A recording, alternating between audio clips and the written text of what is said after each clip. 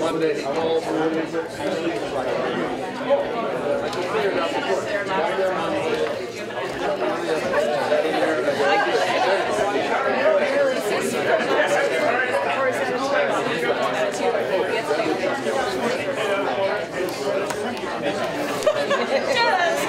because I know we've been considering it more than a year.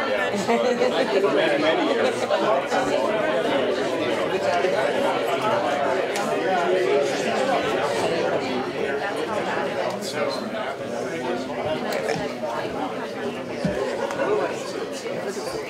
Nice big lines on that. Yeah, they expect a large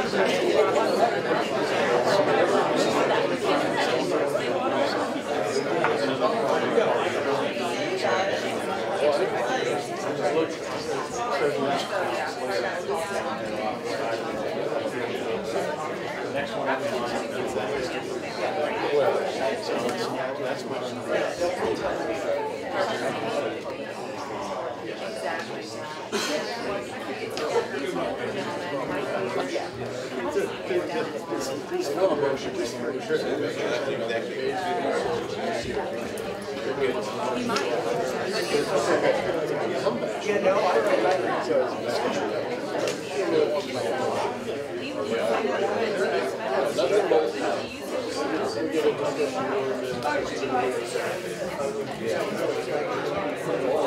I waited, called, You know, you just can't go and blow it, you know?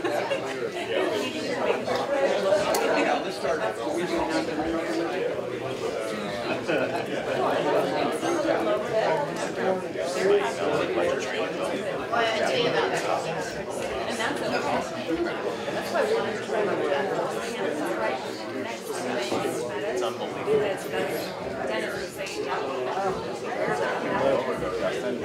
Yes.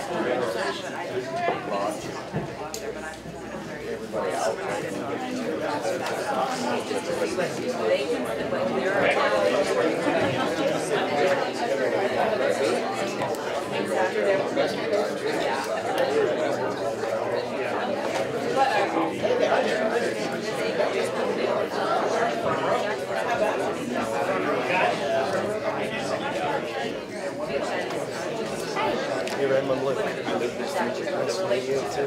I have some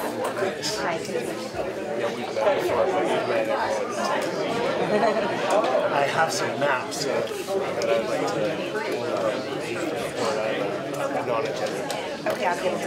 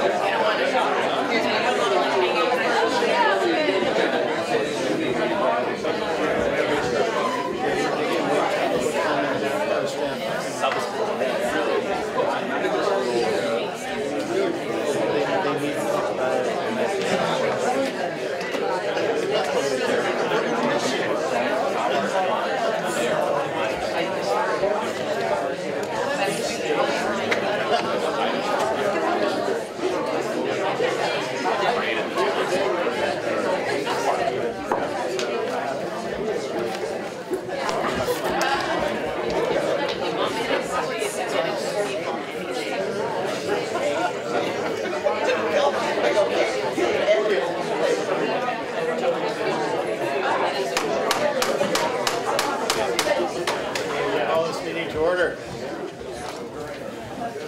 Quiet, please. Okay.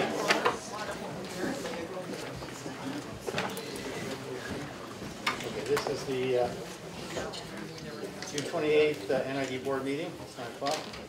Call this meeting to order. Please rise from the bed. I pledge allegiance to the flag of the United States of America, and one republic for which it stands, one nation, under God, indivisible, for all, with justice for all.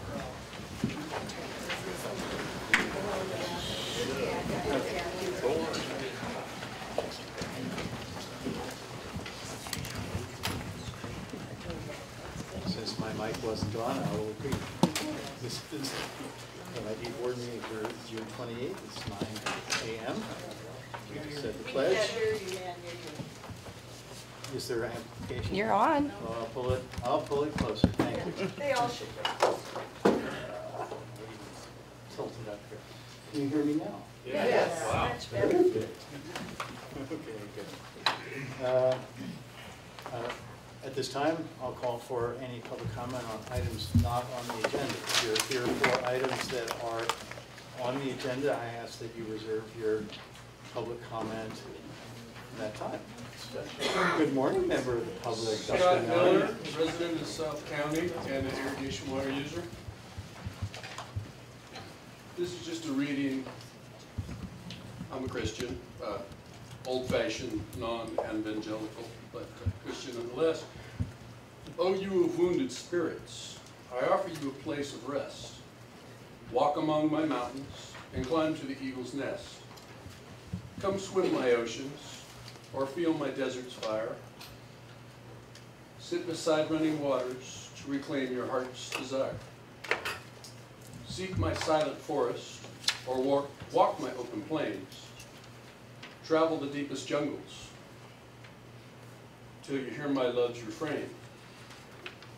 I'm always waiting to allow each child to heal, to cradle the wounded spirits and teach them how to feel. I am the Earth Mother, who loves without regret, tending all my children, who through tears have paid all debts. It's difficult during the Pledge of Allegiance to hear anything, even my own cadence, and I would recommend people who want to do that pledge, I haven't actually heard it clearly once, they could do it during public comment. No reason to be disruptive during, and I don't think it's an allegiance to the flag, which at that time we're talking the flag. So, peace and love. Well said. Any other public comment? Hi, my name is Rachel Hutchinson. I'm the science director at Circle, the Southeast River Citizens League, and I'm here today to congratulate the board and thank you for continuing your efforts at Columbia Reservoir. We know that in the state's budget, you just got about $6 million allocated to continue efforts to remediate sediment and remove sediment there, and we're really pleased to hear about it. Not only because it will remove contaminated. Public comment. Oh, what's that? That's fine. You're fine, Rachel. Oh, okay, it's not on the agenda, right? Good morning, Rachel. Good morning. I didn't think it was on the agenda. Actually, it is on the agenda. Oh, so I'm sorry. Well, it is indirectly. The 5.5 versus 6.5. I was curious why we were putting it in. Go ahead. It's on the agenda, Rachel, in the sense that it's on consent items, Okay. and we're entering into an agreement with PWR to oversee the contract. That's great. Great. Do you want me to continue or? Why don't you continue, Okay. since you're already up there, and you look like you're great with child, so congratulations. I am. Yes, thank you. Thank you, Nick. It's not So, very audible on that left I side. was able to go and see the facility myself, I think about a year ago, with a tour that NID and the Sierra Fund jointly hosted. And I think it's really awesome that NID is using technology that is state-of-the-art to deal with this problem that everyone across the Sierras has been grappling with for the last 150 years. I see this as an opportunity, and I think NID is a real leader here today because almost every river on the western slope of the Sierra Nevada deals with these same issues of mercury-contaminated sediment that is filling reservoirs and contaminating water sources. And so if we can scale these efforts up, which through your leadership I can see that could happen, we could really start to deal with both water holding capacity issues and a pretty serious water quality issue with mercury and heavy metal contamination across the state. So thank you very much. I really appreciate it. Thank you.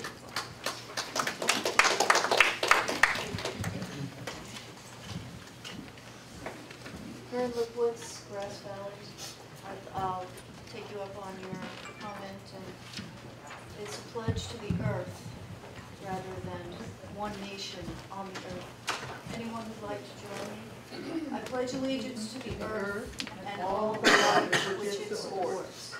One planet in our care, irreplaceable, with sustenance and respect for all.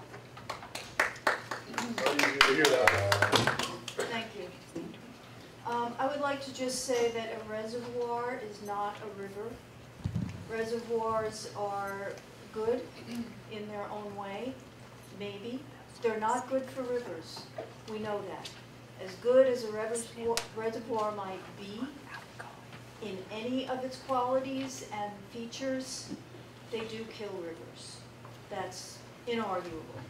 But reservoir versus a river, Rollins and Combi Lakes surround what would be Centennial.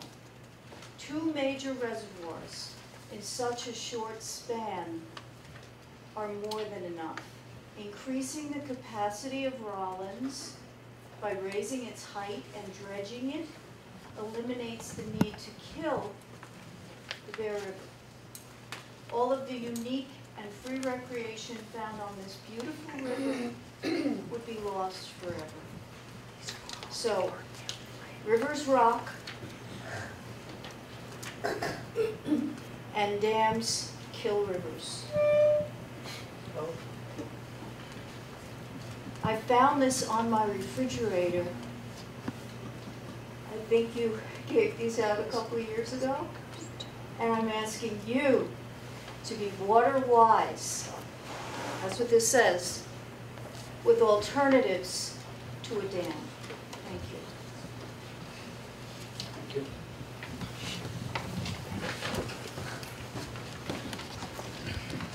Hi, I'm Luke Hunt from Nevada City, and following Mr. Miller, I'm also a Christian and a father, and my family is really happy to be in Nevada County. My wife grew up here, and her father, Dale Jacobson, also grew up here. And my comment has to do with the map that was passed out earlier.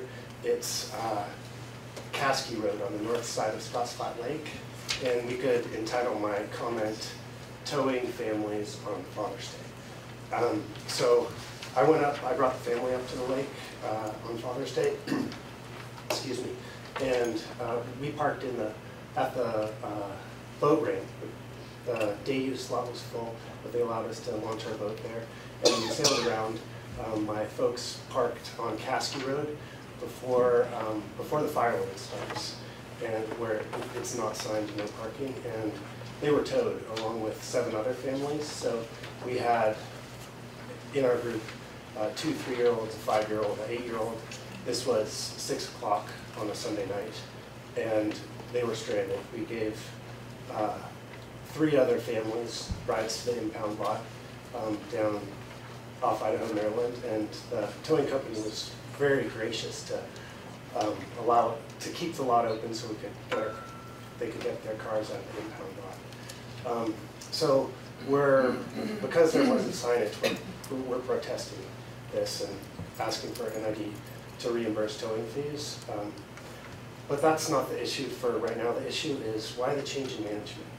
Why decide to start towing and close off this area that was not previously closed off for public parking? And it's at a time when the day use lot's full, there's no parking within there. We're not able to, there are no revenues to be collected, there are no revenues lost.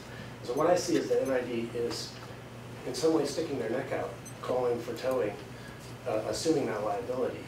And when I asked NID security why NID was towing, they said it's the landowners that have requested NID to begin towing. So to me, that seems like a disconnect. The landowners are asking NID to begin towing, and NID is essentially providing free public-private security for the neighbors.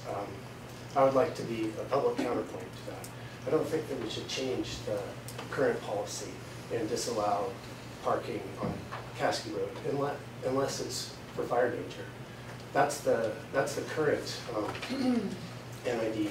I think that's the current NID management framework, is to protect for fire danger. If it's something else, I would like to see justification for how this new policy protects the resources better than allowing parking in this wide area of Caskey Road. So we went up there this last week, and there's a new sign that says private Caskey Road, private road, no parking. And so the map that I showed you is from the county planning department, and it says in the circled area, Caskey Road or Caskey Road, a public road. And so it seems to me that NID security was wrong, and that it's not the landowners that are asking for the towing, it's NID's responsibility to decide whether or not to tow on this stretch of road.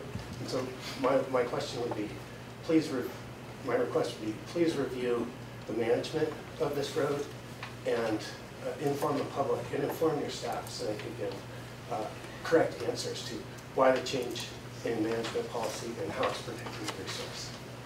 Thank you. You understand this public comment, we can't respond. Yeah, I do. Understand. I just wanted to make it clear that, yeah, those are the rules. Thank you.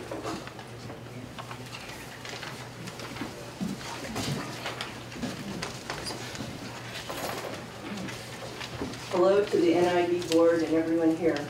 Thank you, Pasquale, for live streaming yet another NID Board meeting. My name is Diana Suarez. I live across the river in Colfax, Placer County. I will begin my comment with a poem, Living Water.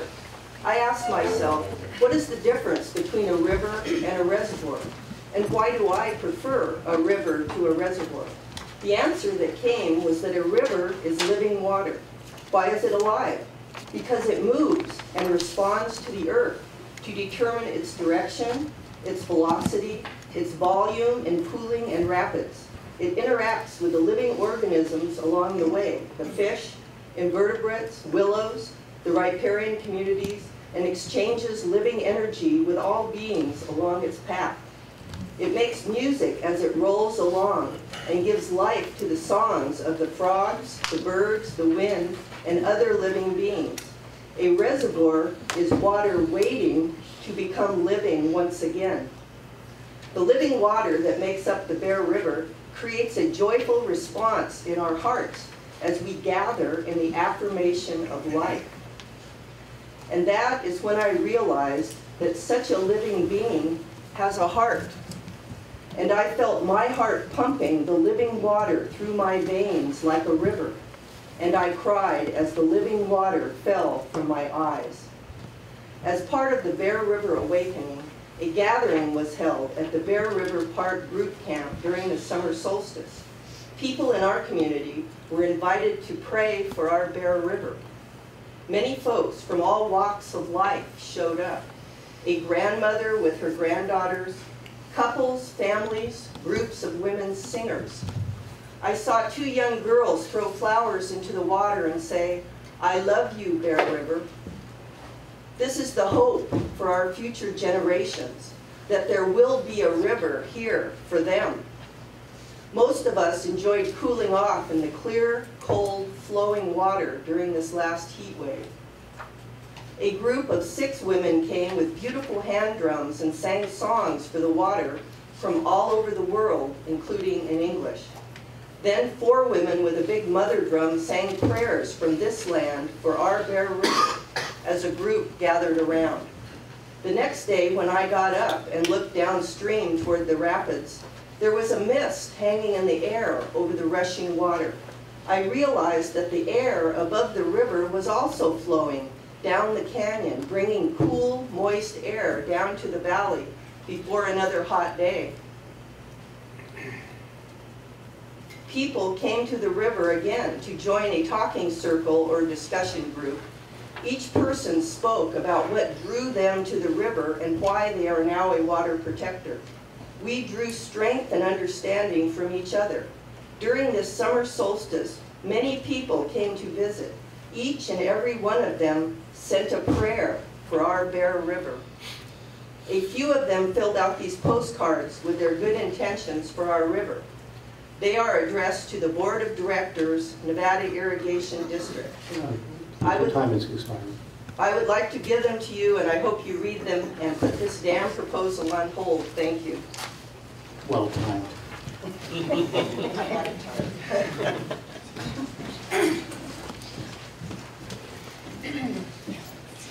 Good morning. My name is Lorraine Reich. I'm an NID customer living in Nevada City. And I must say that I'm very upset as an NID customer because I think it was maybe 2 years ago that I came to a meeting here when NID announced the 30% rate increase 2 years ago. And I think your justification was, the cost of the canals and maintenance and upkeep and whatnot. But now we learn that that money that we've been paying and that we will be paying into the future also goes for the construction of this new dam. And for so many reasons, I'm opposed to this dam. First and foremost, I must say that for the NID agency to act as though they are able to know what climate change, what changes we have or don't have, or what changes there will be in the future. None of us sitting in this room really have the knowledge of what lay in store. We can predict, but of course this year's immense rainfall disputes those thoughts. We've had more rain this year than I don't think any year I can remember for a long time. The Bear River, in my opinion, is already virtually destroyed because it already has 2, 3, I think there's like 4 reservoirs all in all. And now you want to dam the last little stretch. That last little stretch that gives so many people recreational opportunities, that serves as a place where people go to rest, to commune with nature, to enjoy. There's very little, other than our wildlands around us, there's really very little parks and recreational areas in our area. I'm rather surprised at how little we really have and how little resources go to the people. Who is it that NID serves? Are you serving the people downriver? I know it's a complicated issue, the whole water business, but certainly your intentions of damming this river are not to serve the people of Nevada County, and I know that you serve Placer as well, but certainly not Nevada County. You are apparently serving the call for unlimited water need downriver, and that's never going to go away apparently with our policy, our state policies. There's always going to be more and more and more demand. Is it going to be your intention to dam yet the, other rivers, American River, Yuba River? It's never going to stop. We need to uphold the needs of the people. We're only here for a limited time, and we have our children and our grandchildren to think about.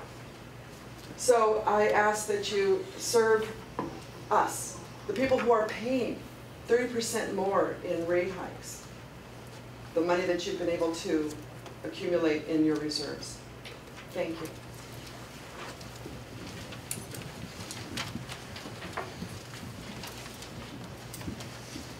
My name is Betsy Lombard. I'm a resident of Nevada City, a homeowner, pay my taxes, etc. My question to NID is, are you public servants? I think you are. On Monday, I responded to a poll at the union's website, the union newspaper. 56.93% of people are opposed to this dam. It's very clear. If you are public servants, please do your job.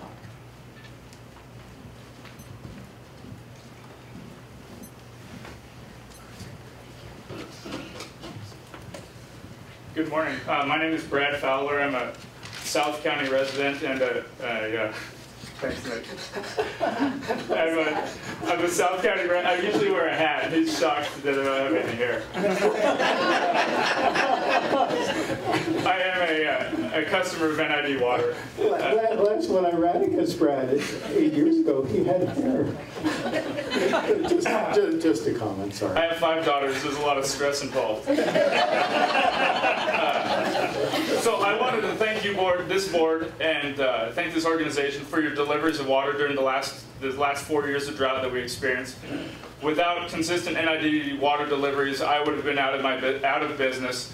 I have friends and contemporaries that weren't served by a district that has managed its water as well, and were forced to reduce animal numbers or forced to change their farming operations. So we're very fortunate in that. I want to thank you for that. I'd like to encourage you to continue to explore more ways to conserve water, to store more water, so that my children can be involved in agriculture. And agriculture, as we know it in the foothills, can continue to exist. And so I would like to encourage you on that. And on a personal note, I'd like to thank you for the last 11 years of commitment to reduction in herbicide use through the use of sheep and goats in your vegetation management program. So thank you very much. Thank you, Chris.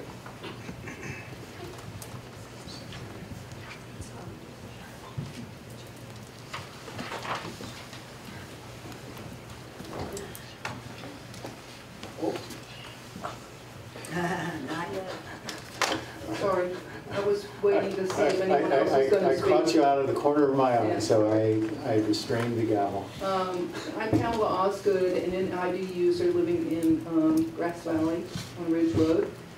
And I was just sitting here, you know,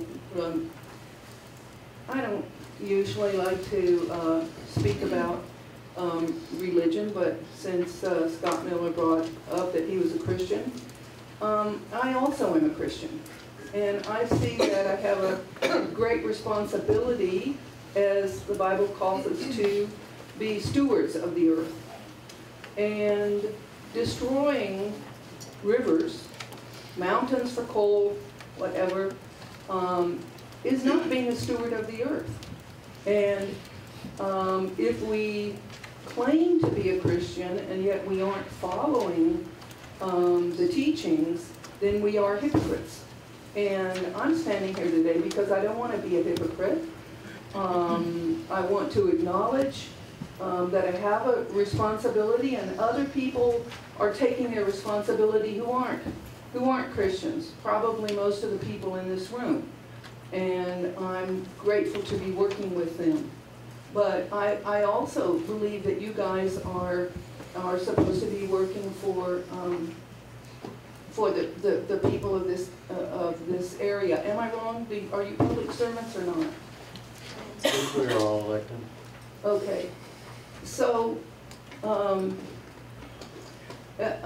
you know, I saw even during the drought, of course we don't know the drought's over, but I'm just saying that around me, lots of people are still keeping everything super green. And I have a vegetable garden. Of course, I have to water it. But I think that there could be a lot more done to keep people from just keeping everything green, and then rather have the water for farmers and for gardeners, and to keep the things alive that we need, the trees behind you, instead of allowing people to have super green grass. And I'm really distressed about the herbicides being put into the NID. Those of us who... That's later in the agenda. Oh, it's later. Okay, sorry. Okay, thank you very much.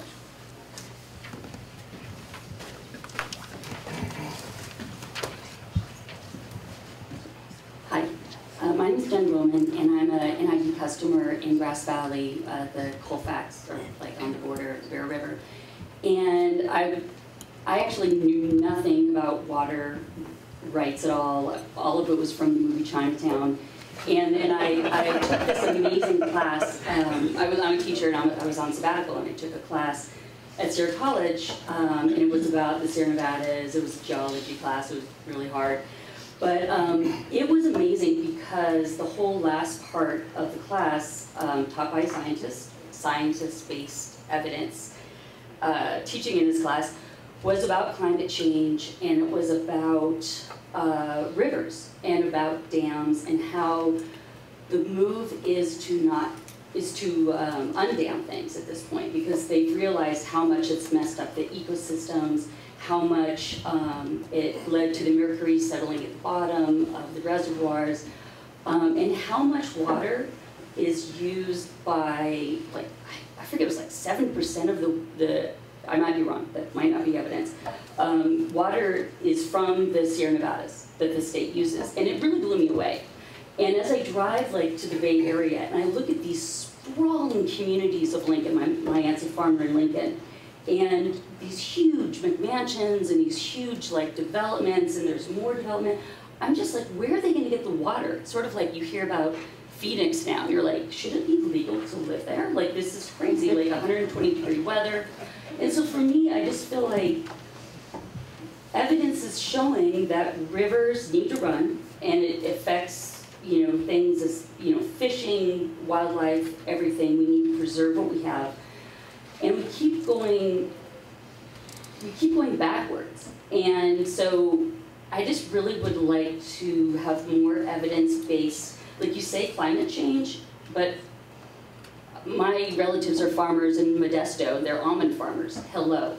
They're making bank right now because they get free, you know, their water's too cheap at this point. So I just feel like water is life. Water is a commodity. People should pay for their water, and we need to protect our ecosystems, not serve these sprawling communities and farmers that are wasting water. Not all farmers, a lot of farmers are great in doing, you know, irrigation, great irrigation. But anyway, thanks.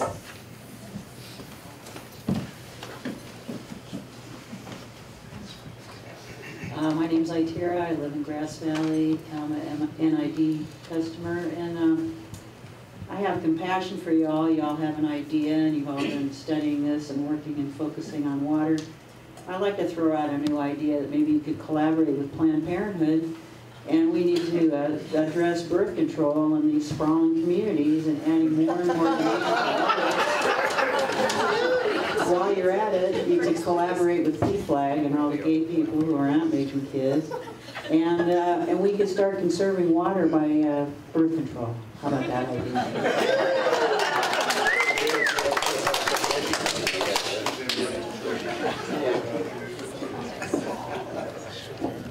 Good morning. Good morning, Mr. Jarrett. Good morning.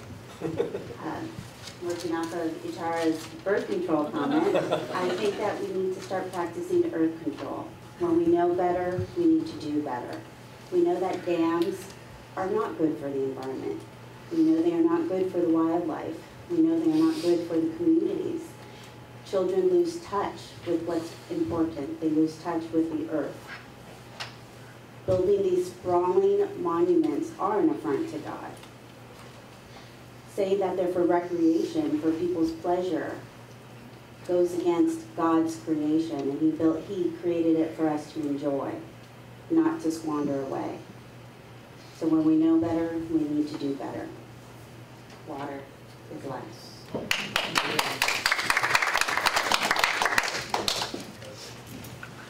Yeah, hi, my name's Jonathan Keene, and I'm an NID customer, live in Grass Valley. I'm also active with the Wolf Creek Community Alliance here in town. And I'm leaving my hat on for the same reason that, I don't know why we couldn't hear talk. And I want to add my voice to the last three speakers as far as long-range planning that I hope you will take into account. It seems like one of the problems of planning for a dam is that you're planning for and encouraging growth, especially in the South County and areas that are water starved already and really shouldn't be growing at that rate. And the movement to provide additional water there is encouraging that. And I hope you will reconsider that long-range scope of your duties as you know, to the district here. Take care of the people that live here, take care of the environment that is here with us now, and try to improve what we've got rather than encouraging urban sprawl in other areas. And another thought, I know you'll be talking about live streaming later.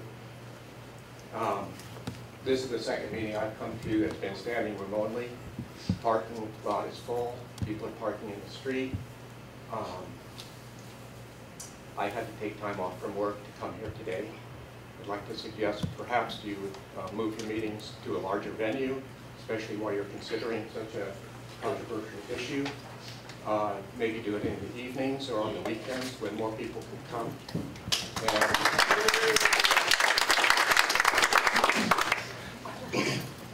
that was it. Okay. Thank you.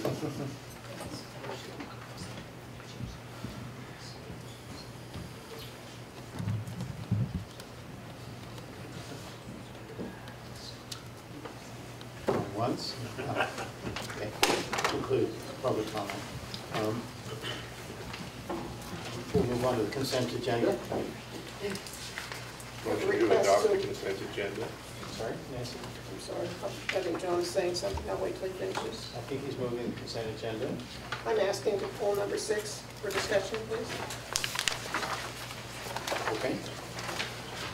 Motion to approve the consent agenda 1 through 5. Second. Roll call, please. Who's my second? I am. Okay. Division 1, Aye.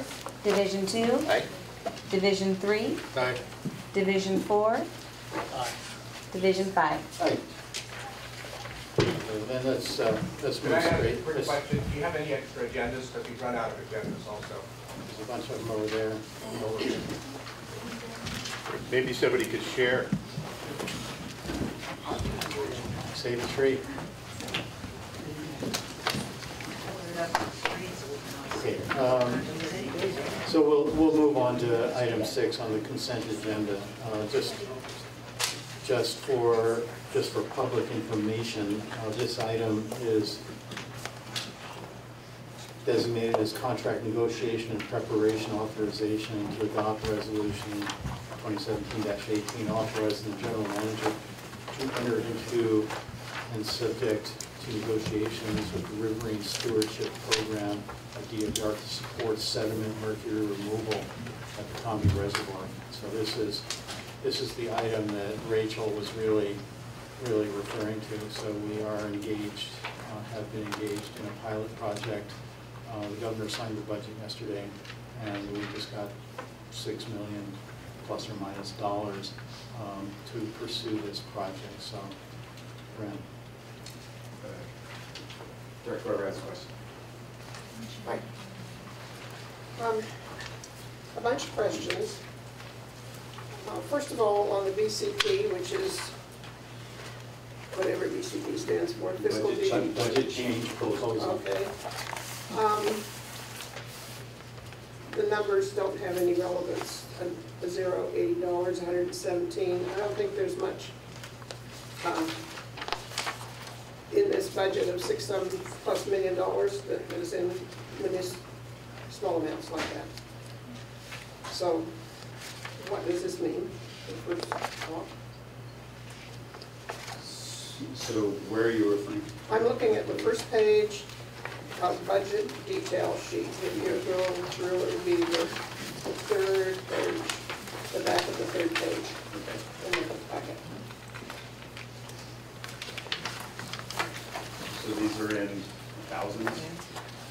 So we're looking at total budget request of, in budget year, $5.715 million. I guess that might be that. It doesn't say that. I guess we're supposed to know. This is it's a state document. This is a big thing for NID, and it's a big thing for the Sierra Fund. I'm sorry, Sierra Fund. I know it's just a contract, but I think it's important that we recognize all the work that's gone into this from both parties, and that we know where we're going from here on. So I read on page 4, their number, page 4, not ours. The DWR is contributing 5.5 million, but the total amount needed is 6.13 million, and the NID is going to come up with 1.23 million. Correct. And so there's nothing in here about where we're going to get that. Right now, that's all considered, that will be considered over the, as stated in the package, that $1 million is going to be mostly in-kind services. In kind, thank you. So a statement to that effect would be, As part of that funding component, Nancy, there's the sale of the aggregate material and the metals. I saw that, yeah. Okay. $1 million in gold, huh?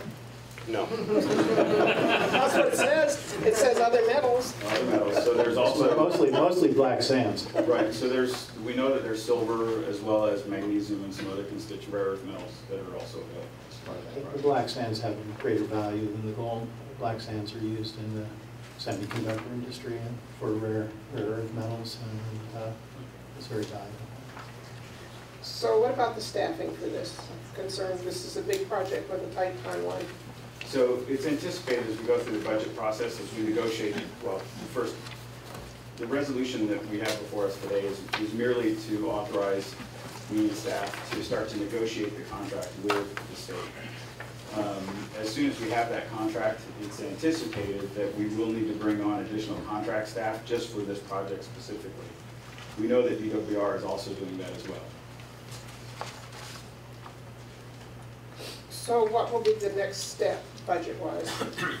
The next step for us will be to negotiate the terms of this contract with the state, because unlike a grant, this is the state contracting with NID to do work. So we need to see the scope of that contract so that we can develop the appropriate personnel and appropriate budget. So when will this come back to the board so that we have input on it? So this will come back to the board as a contract in the next few minutes. Somehow I'd like to make sure that we have periodic updates on this, fairly frequently. Okay. We have 3 Quarterly. years to 4 years, I guess. Quarterly? Sure. Thank you. Also, I'd like to say there was an article in the paper yesterday about this, and maybe it was the day before yesterday, front page, and there was no mention of the Sierra Fund, so I talked to Greg Jones, who wrote the press release, and he said that he had included it in there. That's correct. But they did not put it in the paper, and I think this is important. We recognize our collaborators, our strong allies. I would like to ask the union to do a retraction and a correction. And I'm willing to do that. If you want me to do that, let me know. Okay. Today, please. Okay. Okay.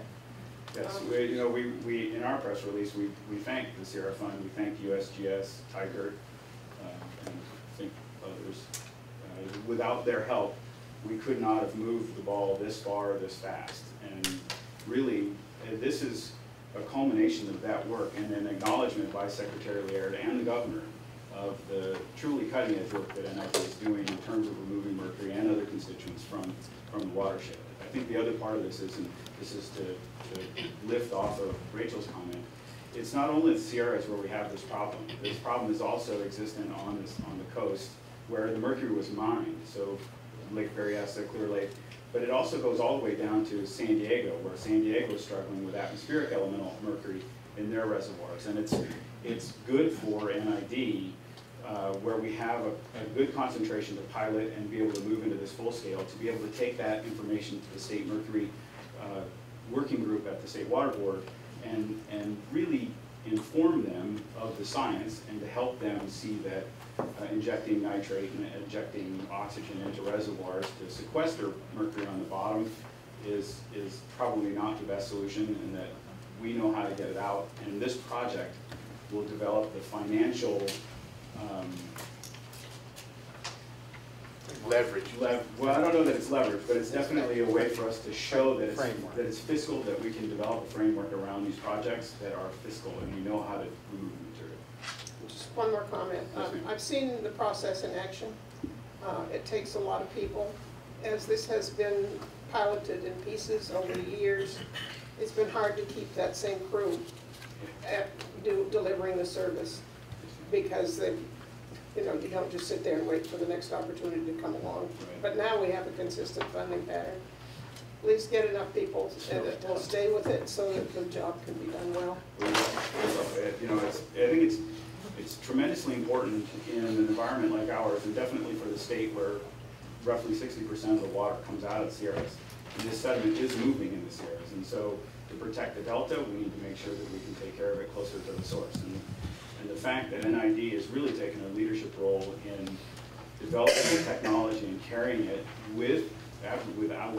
without the Sierra Fund's help in this process, providing scientific as well as political support, we could, in USGS, we couldn't have gotten here as quickly as we have. And so it is a partnership, and I think I'd like to commend that group, NID and the others. We've really worked hard to have continuity of science and continuity of leadership so that we can not have to continually reinvent and continually reteach. And so it's good to be able to go down to the Capitol and communicate to those, and clearly they're hearing us because they're willing to, through the budgetary process, give the district directly $6.13 million. So this is good press. Let's not put it on the consent agenda and just say aye along with 4 or 5 other items. Let's get our good points out there, please. Yes, ma'am. Thank you. So with that, the item before the board is to approve the resolution to authorize the general manager to enter into and subject to Move that we negotiations. adopt resolution 2017-18. Second? Call please. Division, Is there gonna be comment? It's on the consent agenda.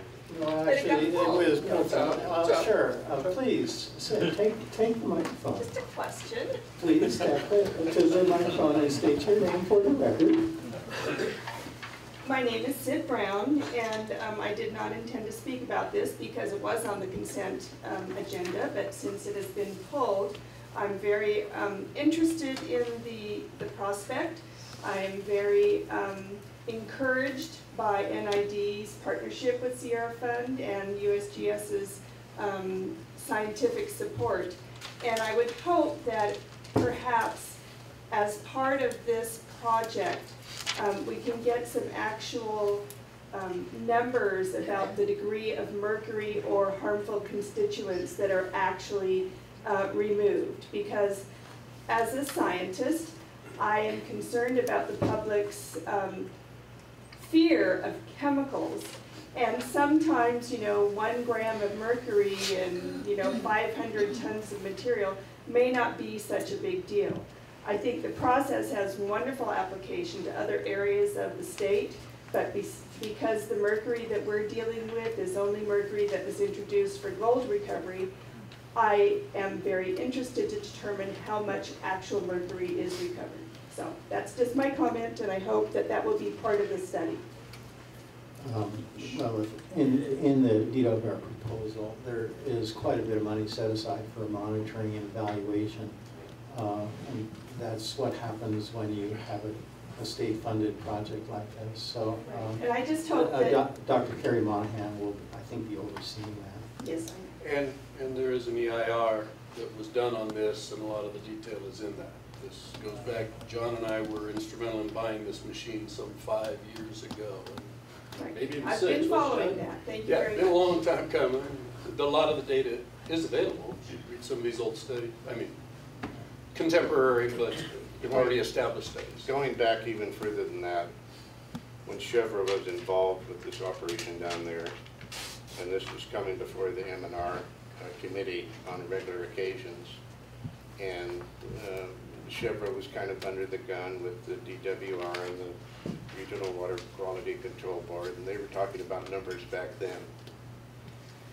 And I told everybody at the time that if you can stir this material up, you can capture it. Put it through a centrifuge, put it through a filter. So here we are, and that's where it started, and that's where the idea came.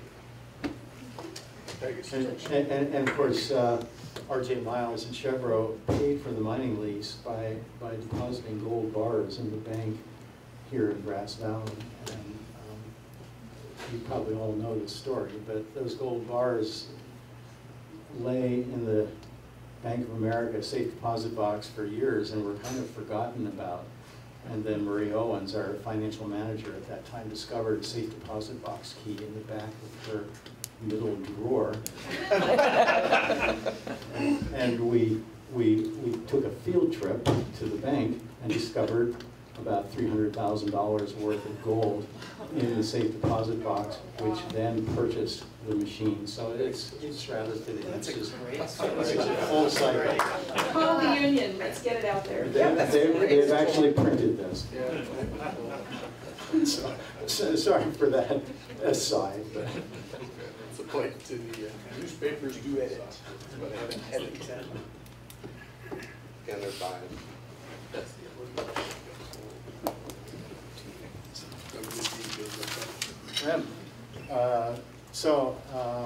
do we have a motion on this? We have a motion, we have a second. Yeah. Then roll call, please. All right, Division 1? Aye. Division 2? Aye. Division 3? Aye. Division 4? Aye. Division 5? Aye. Actually, Nancy brought up that page that I had a question about, because we were speaking earlier about this being on the agenda. So 6.5 is projected, 5.5 is all million, is all we're getting from the state. Correct. So 1 million we're gonna come up with over 3 years, so 300,000 a year to do the math. Right. Well, so the other $1 million in the budget transfer goes to DWR, so they're hiring staff to project manage from their side. Okay. So this is progress. Move on to item number 7, video production for board meetings. So, good morning, board. Good morning, staff and public. I'm Rem Scherzinger, general manager of the district. It's my pleasure this morning to bring to you this item on video production of board meetings.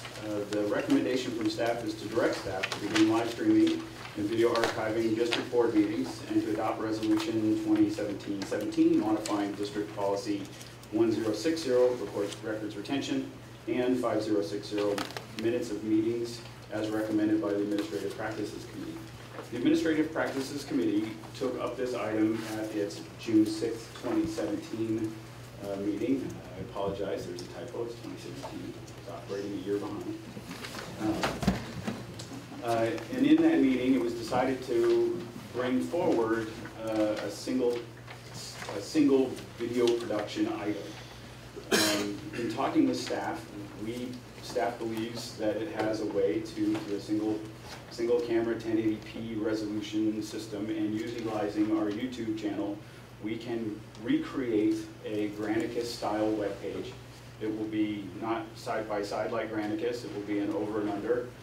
We'll utilize essentially everything that we're doing for audio at this point. It'll just have an embedded YouTube video player just below audio. So for the public would be able to go to an item, they'll see the agenda on the top, they can go to whichever player that they would like, they can then click on the player, they can go to the indexed item that they'd like, and they can go into the player and have the agenda in front of them, and if they click on the agenda, then they just open a second tab and they can go through the item and see high resolution video in live format or in a archive format with indexed. They can also go to our YouTube site and see the meeting in live format, or they can go to it at a later date and then it'll be indexed there as well. So, will there be a button so that while the meetings happen, you can pull up the web page and go straight to the YouTube video? A link, yes. A link, okay. I move we direct staff to begin the live streaming and video archiving with adoption of the resolutions as listed in the agenda. Second. That's some comments. But have it out there. before we go there, we'll need to receive public comment on this and any other board comments. Nancy.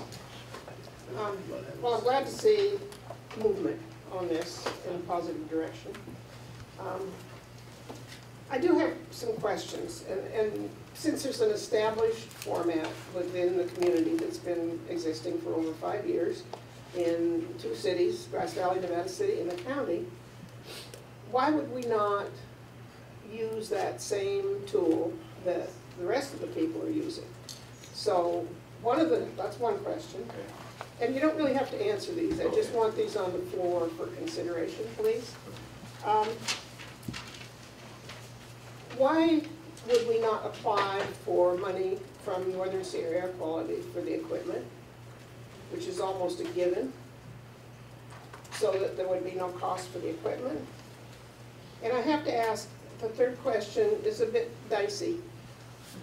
Is there an opportunity to edit using the NID system that would not be possible under the county and city systems? I understand that there is that possibility. And I would hope that's not the reason that we're going with this system. Do you want me to answer the questions? Please do. Okay, so up until now, I'll go to question 2 first because that's the fastest one. So the reason we haven't applied for anything is because the board hasn't directed us to move forward on any of what we're doing today. So after this, then we can talk about applying for grant monies to pay for system improvements. The reason YouTube was selected was because it provides a higher quality platform to deliver to the public, and it gives them greater access. The other thing is that the Granicus system, and if the board would like to go to Granicus, that's fine. It costs a lot more than just running a YouTube page, which we believe we can mirror, or at least have all of the same functionality that Granicus has at this point. There also is some concern in our IT group about Granicus, its lifespan. So it's recently been acquired by Vista apparently, and so there's some changing internally in the platform. All of that is fine. We believe that we can address the needs of the district for a low-cost solution that delivers a higher quality video package on a platform that is accepted and utilized widely. The last part is Granicus, well, I don't know how to answer the question. We will only add indexing as part of the process. It is the official minutes of the district, so meddling with it is verboten. I'm pleased to hear that. You know, this is, when you teach kids, you learn to give them limited choices. It's true as a parent too. I feel I've been giving them an extremely limited choice, and it's yes or no. And I don't think that a lot of board members are using the Granicus system and know how it works, or maybe even know how this would work with YouTube. So I think that we're coming from a lack of experience to a great degree, and I'm certainly no expert. This doesn't meet the standards as far as I'm concerned. I'm certainly going to vote for it because I'm trying to get this moved along. But I'm disappointed. I'm very disappointed that after all this time, we're here in a very limited way. And I don't have any more to say. Well, I made most of my statements in the committee meeting, so I can just incorporate all that by reference. Can't hear you. Oh, sorry, I keep doing this. I made most of my comments in the APC meeting, so I can incorporate that by reference. I agree with the low cost to start out with because, as I mentioned in the APC meeting, in my area, in Placer County, live streaming would not really be available to most of the individuals that might be interested in it. And because it so uses so much data, either way you can use it. So I thought that we could just use this system to try it out and see how it worked. And that way we have a low-cost solution, and if need be later on, perhaps, what Nancy has suggested. And I think the counties and the cities have a whole myriad of issues that they deal with that we don't. Their budget is, I think, probably 9 to 10 times, at least in Placer County it is. And it's been my understanding that they're trying to cut back on some of the costs, and it is getting kind of expensive. So I thought at least we could satisfy those individuals that can't come to the meetings that we had heard from over the last several months to try this system out. And that's what I say, see what I'm in favor of. And if it need be, if that doesn't work right, and if there's some legitimate concerns, perhaps we could change to another system. But I would like to encourage people to still be here. And I think that's the important thing about the NID meetings is that it is a close proximity to everyone. When you go to a county and city meeting, everybody's way up high. It's just different. And I'd like to encourage everyone to still be here. And so I'm in favor of what Scott had made the motion.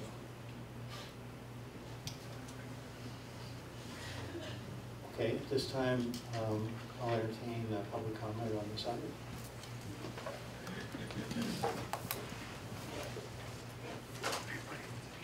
Well, good morning.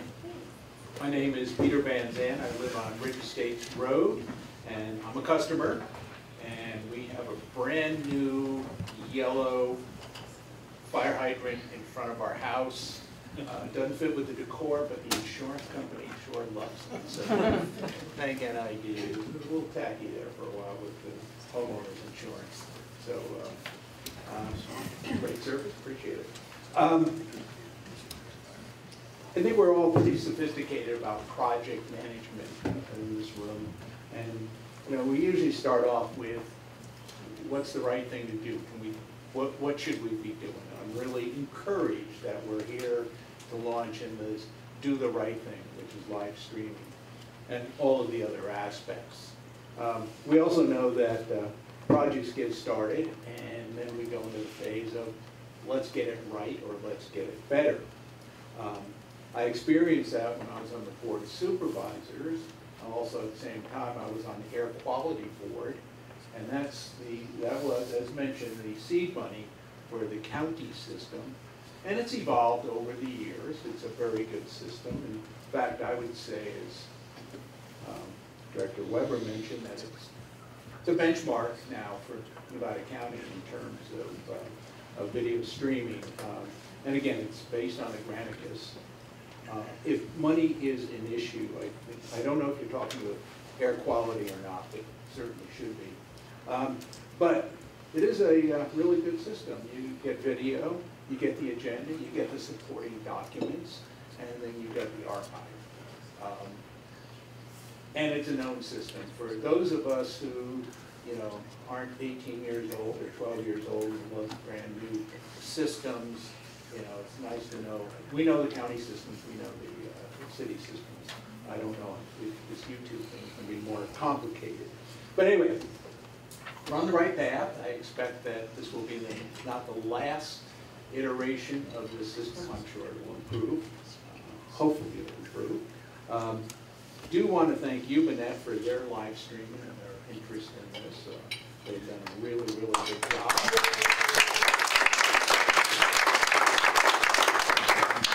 And they're doing it on their nickel, so I proudly donated some money to them because they're doing the right thing and they should be supported in that. So, we're launching into a new era, and thank you so much, and carry on. That water in your fire hydrant comes from a reservoir. Oh, it does. One that's already built.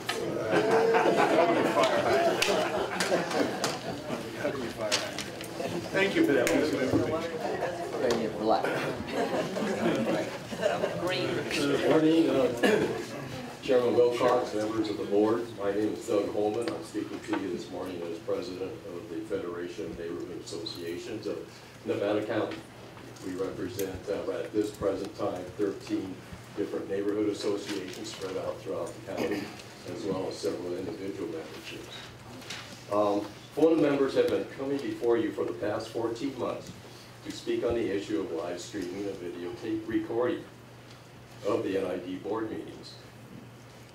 At the FONA membership meeting held last February, this motion was, a motion was passed unanimously by the association members to support the proposal to provide live streaming and videotaping as is provided by the county, Grass Valley, and Nevada City.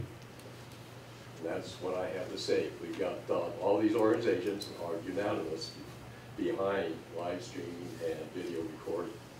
But at this time, I'd like to introduce a friend and mentor who wishes to speak on this issue, Mr. Bob Gore.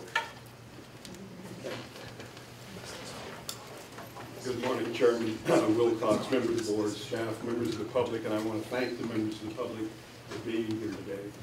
My name is Bob Gore. I'm a member of FONA, the Federation of Neighborhood Associations. I'm very happy to see the videotaping of your meetings as has been put on the agenda. We look forward to working with you on implementing this. This is a great step forward for transparency. As you may recall, the original request was for equal or better than what the cities and county provide. The split screen is a great feature, showing the agenda and the meeting together. I understand Granicus has that ability. I am willing to help and support you and your staff in any way that I can in implementing this. Thank you very much. Thank you, Bob. Nice time.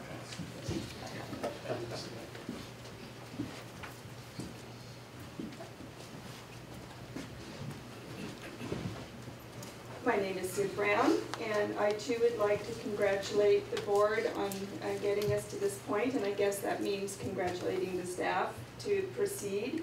I have a couple of comments, and I did want to underscore what was just said before, that the request over a year ago was to use the same or better technology and approach as has been used by Nevada County and the cities of Grass Valley and Nevada City.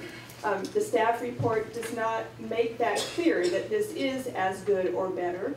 The information that Ram gave us orally intimated that yes, it is as good or better. I'm not sure we have that supporting information to show us that.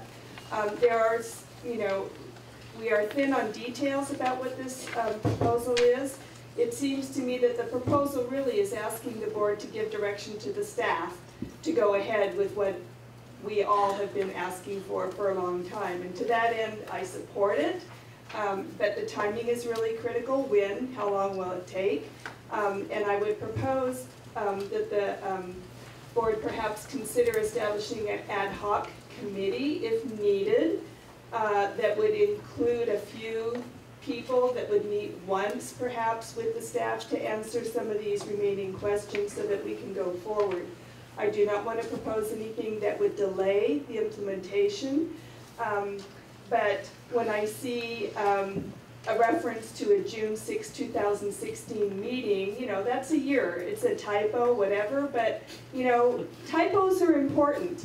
And typos in government is really important, especially when you go to health and safety, you go to dam construction, you go to video, budgeting, all these things really matter. And so we're all here trying to be on the same page, and it's critical that more than one set of eyes go on it. So I would propose an ad hoc committee.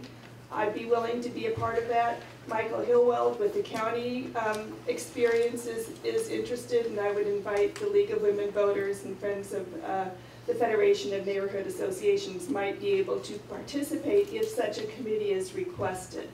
I encourage the board to support the video streaming. I would also like to point out that the policies that are proposed to be amended perhaps do not need to be amended as are proposed. The records retention policy 1060 right now, it says audio recordings. The proposal is to change audio to video. I would propose maybe just either say just recordings or digital recordings to be consistent with the records policy, which is 5060.1.2, which really does not need a change because the existing policy that was approved recently talks about digital recordings. So there really is no difference. It doesn't need to be distinguished, audio versus video. It's all digital. So to distinguish between audio and video seems to me at this point to be a step backwards. So that's just a suggestion. I think it would be simpler just to make those two policies consistent. Thank you.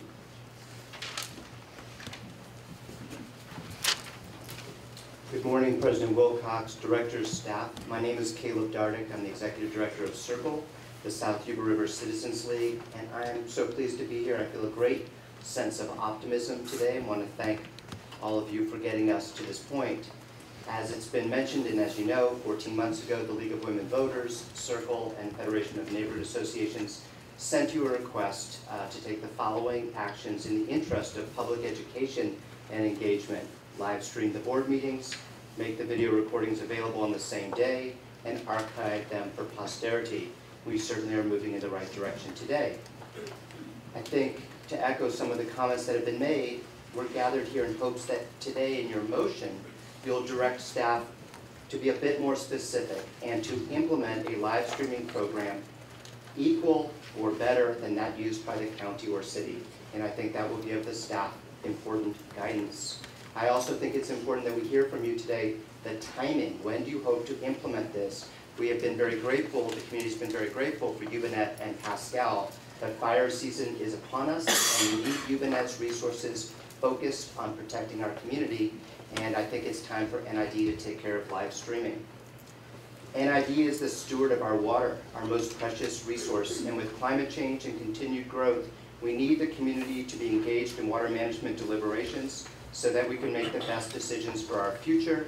Live streaming the board meetings is one important way that you can tell the community, your customers, that you value their participation. I also hope you will consider the suggestion made earlier to move the time of your meetings to the evenings when people who work can attend, which is common practice in many jurisdictions. I want to thank Director Weber for her leadership in bringing this proposal forward, to the APC members and staff for revisiting this important tool. NID has an historic opportunity to demonstrate your commitment to transparency and public engagement. I hope we can count on your unanimous support for this today. Thank you.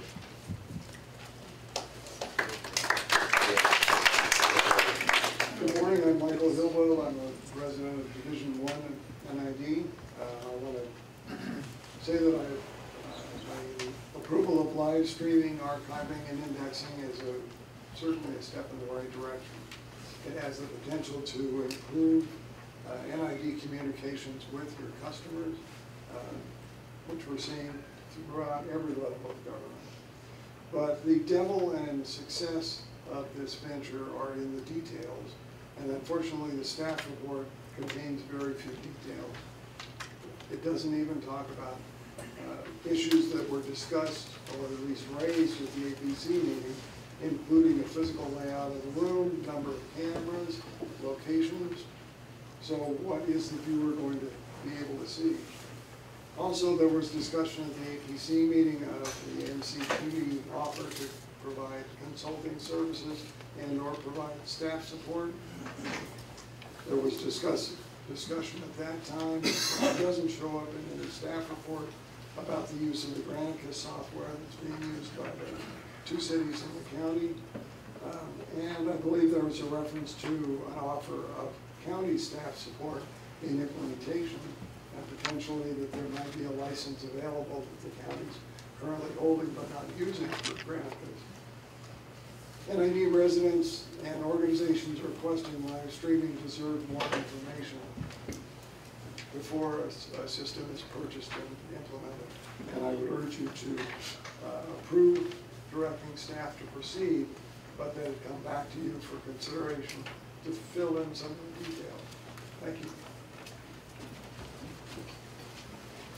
Hi, Lou Sitzer, resident of Nevada County and user of NID Waters since 1971. So thank you very much for your shepherding those and managing those water sources carefully. I'm also the past executive director of NCTV and presently on the board. And I'm here to number one, really commend your efforts to move into live streaming. I think it's fantastic. I'm glad you're doing it.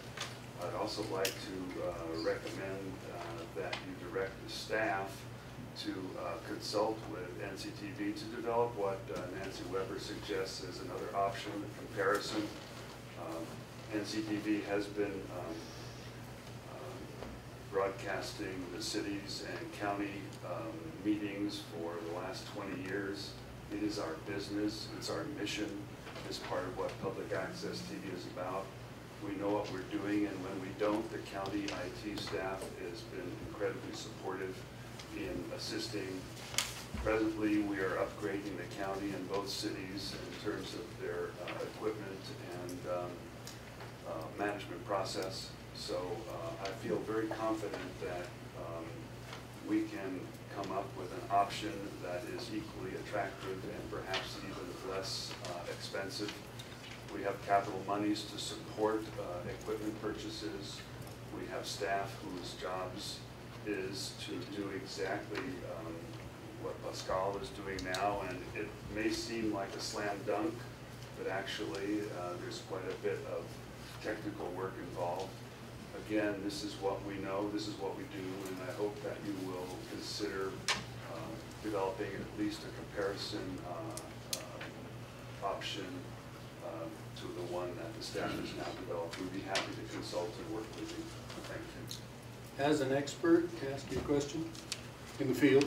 Yeah, well, I'll try. The suggestion of changing, instead of audio on the two resolutions, it was a word issue, audio, video recordings. Does digital, because in the other one we actually changed from digital to video. Digital is a proper term, would encompass all of it.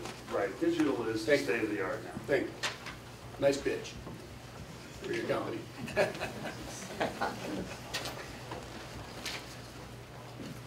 Hi, my name is Helen Williamson, and I am here because I was the one who read on April 6, 2016, the original letter from the League of Women Voters requesting this kind of service.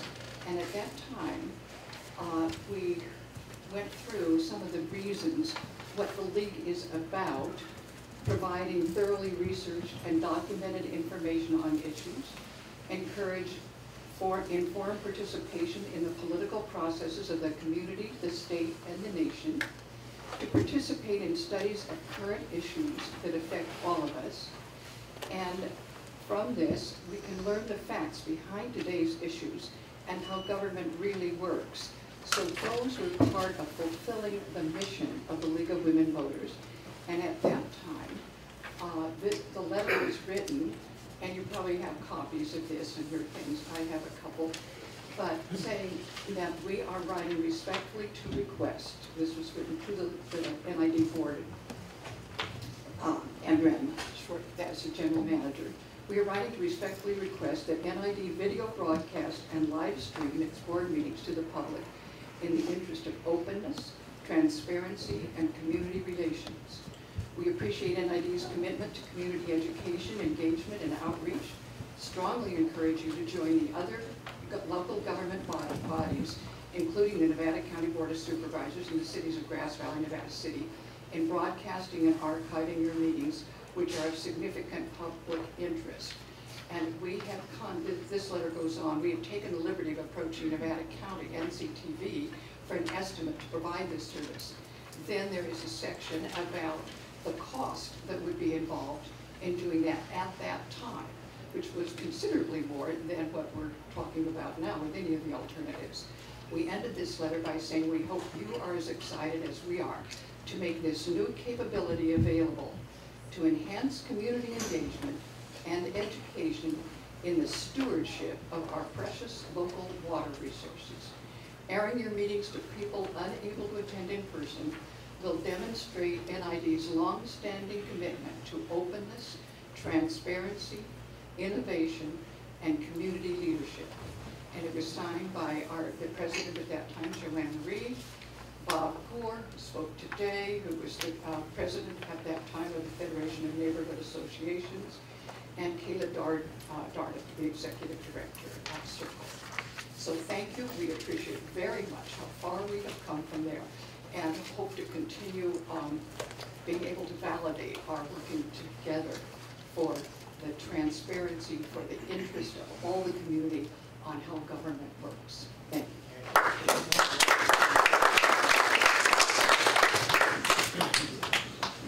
Good morning, members of the board.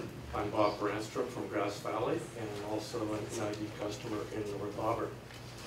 At a previous meeting, I encouraged the board to show leadership amongst California water agencies by beginning to live stream their meetings using video. I'm delighted to see that the board is moving in this direction. So for that, I'm extremely grateful and happy. However, I do have concerns about this proposal. First of all, it is extremely vague, and I do not see anything in it that answers questions that have been raised in the past that are important for the board to understand when making a decision. I am an amateur videographer myself, and I have helped produce a show at NCTV. So I've been exposed to some of the difficulties of doing video on a quality basis. So some of the questions I think that need to be addressed are the number of cameras that would be used in the proposal, how presentations using the screen here would be included in the broadcast. That's absolutely critical for someone watching who is not here to see those themselves. And finally, how will audio be integrated? Any videographer will tell you that audio is probably more important in an integrated audio-visual stream than the video itself. So hearing what's going on is important, and the question is, how will your audio system be integrated into the video live stream? It's an absolutely critical issue. Those issues need to be addressed. We are fortunate in this community. We have a huge range of expertise in this area. I know for a fact that the county has offered to provide technical assistance, and CTV has offered to provide technical assistance. There are also many professional and amateur videographers in the community who can assist. So I strongly encourage the board to take the time to do this properly and to take advantage of the expertise we have in the community. Having a single staff person work on this who is doesn't have as much knowledge as we have in the entire community is a dangerous way to go. So I encourage you to take your time and do it right. Thank you.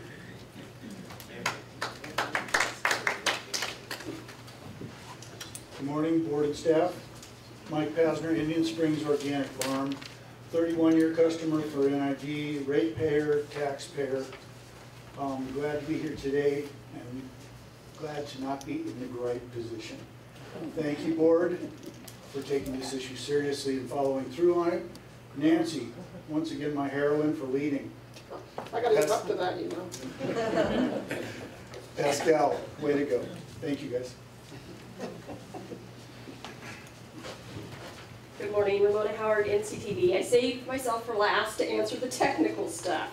So I'm going to go slow and hopefully not too technical so that you understand it. So like Lou said, we are public access. We've been doing it for 20 years. All of our equipment, our studio in the box, sits at the county.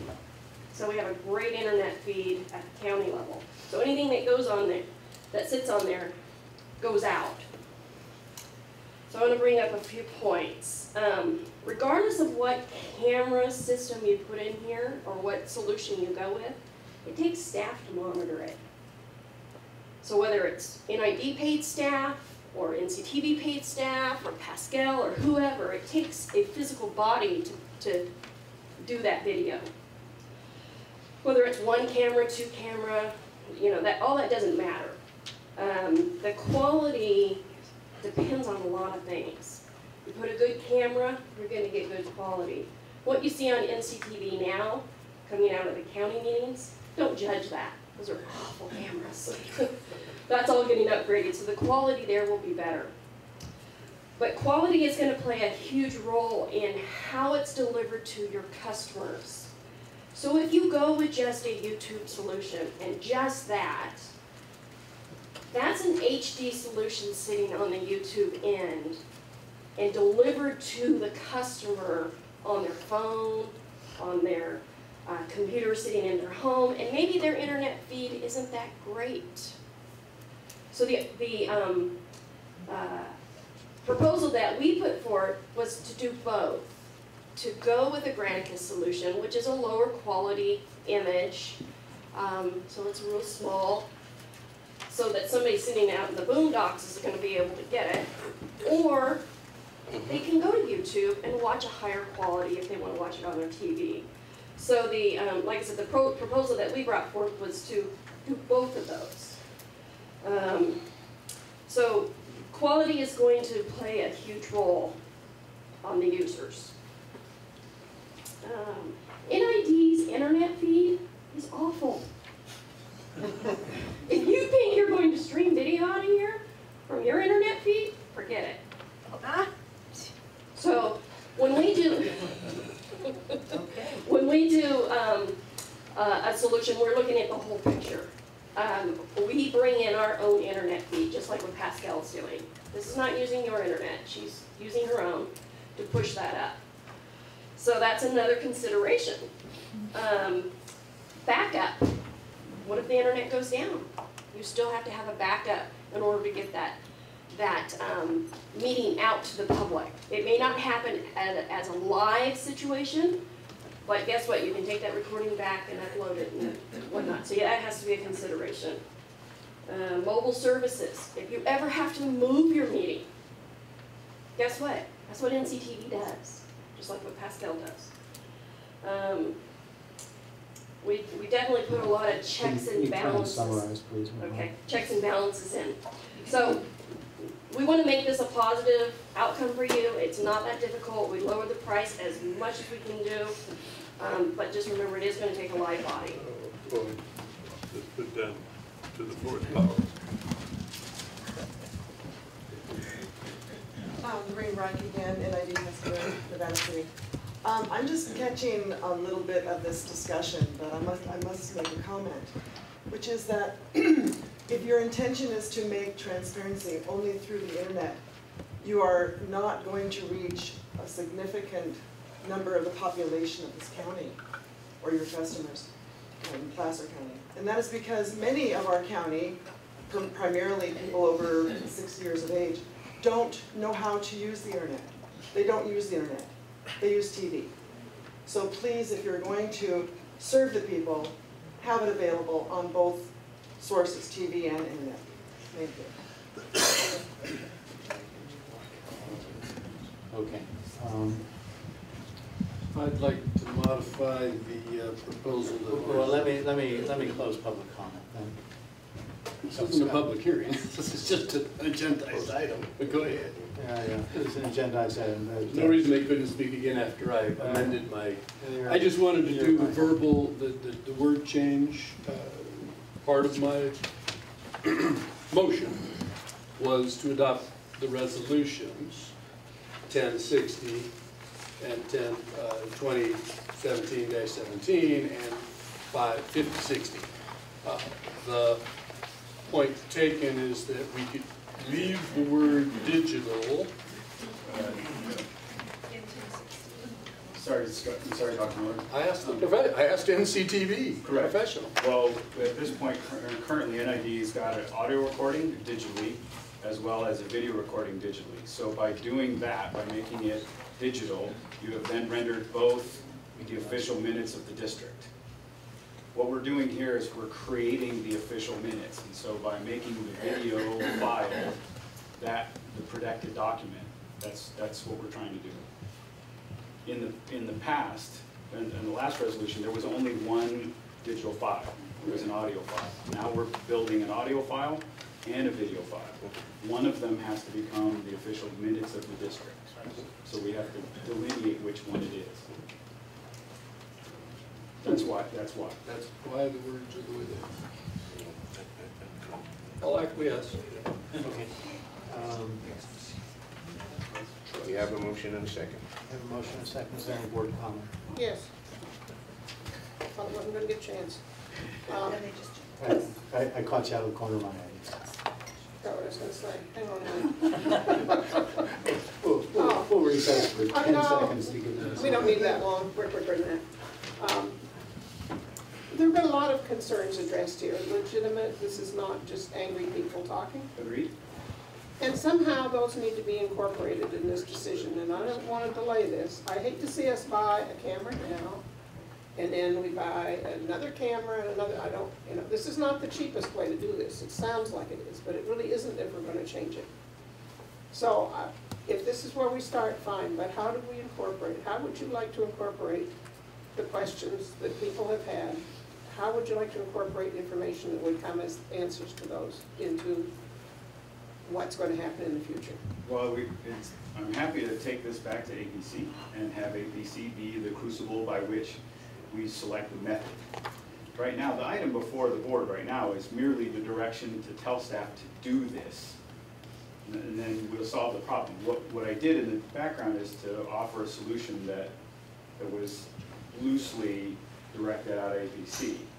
If the public would like us to review other solutions, that's fine with staff. We're happy to do that, and I think going to APC and having APC weigh it out makes sense. Well, I'm concerned that it went through APC once, and I did watch that video, and I felt that it wasn't really dealt with in depth. And so, to talk about all this with inexperienced people and not give them examples of it is, in other words, I think you need to have on a screen the Granicus system, and you need to have, absolutely, you know, whatever system this miniature thing is. Sure. And that we need to know in a very organized fashion, where are funding resources? And they're there, and we're not tapping them. Okay. And that didn't come out of APC. No. And I don't think we've probably reached out to county staff. We have not. And we have not reached out to NCTV. We have not.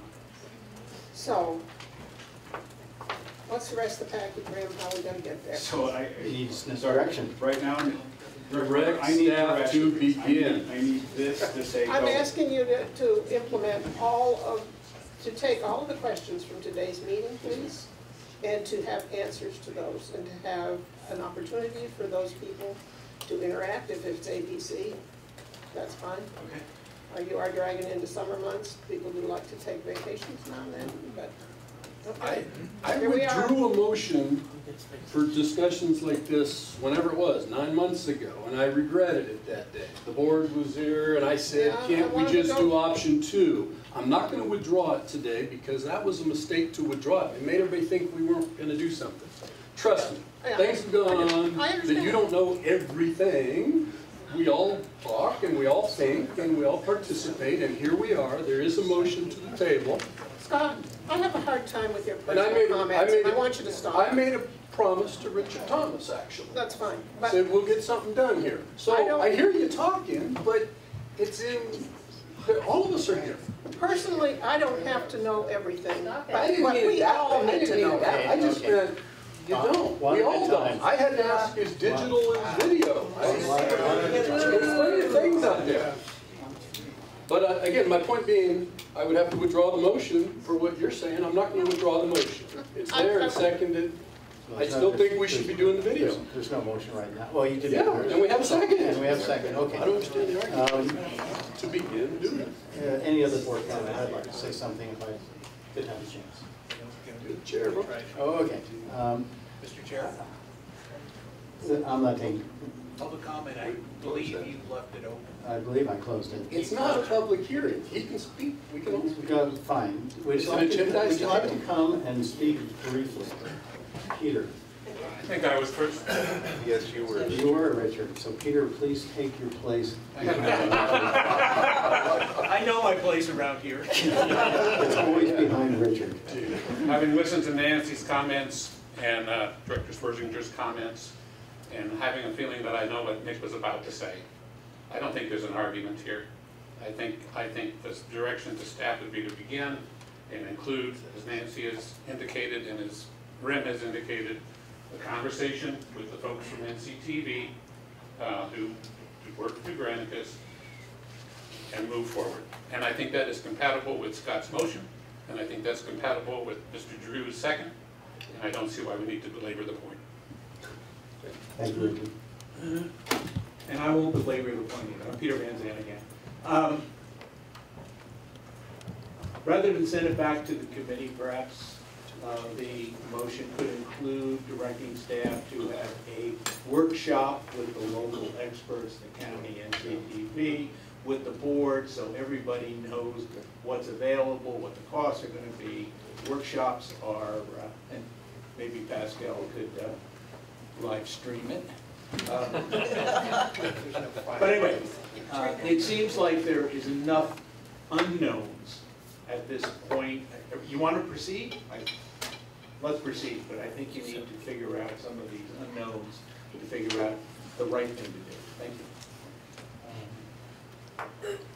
Okay, I'd just like to say that I kind of like Sid's suggestion, that the various stakeholders in the community could form an ad hoc committee along with staff to come up with a single solution to bring back to APC, and then we would be done. You can do that. And so I would like that to be part of the motion. You know, as for the digital video, word changes, I don't know. I would have to agree that it needs to be very well defined what the formal record is, whether it's digital video or digital audio, or that needs to be clear in policy. So I think that the policy now, since video is by definition digital, I think the policy now is clear enough. And so I would go forward with that. Yeah? One second. So I would just recommend that we add formation of a working group with stakeholders and staff, and report back to the board and APC at some point in the future. That's great. So with that, I think Will has a final comment. Yeah, I was just refreshing my recollection about what we discussed at APC, and one of the things that came through was that people were quite satisfied with what Pascal's been doing over there with the one-camera solution, and no one seems to have complained about it. In fact, they're giving money for this. And so at APC, the idea was that we would do something similar to that. And that's what I see in this motion, is something at least similar to what that is, not with what the county and the city are doing, but I mean, that can come along later. But I mean, during APC, that's what the discussion was, something equivalent to what was happening now, because we had no complaints about that. And that was the solution. And I have not, you're shaking your head, yes, sorry. No. Please, before we leave this. I didn't mention that is what, yeah. Okay, so one last comment, Nancy. Sorry. Doesn't have to be the last comment. Now she's saying. One more comment. I'd like to see a report back at the next board meeting, and I'd like to see this on every board meeting agenda until we get resolution. And as a group, we say, yay, we really finally got the job done, we got it done right. This is the community speaking.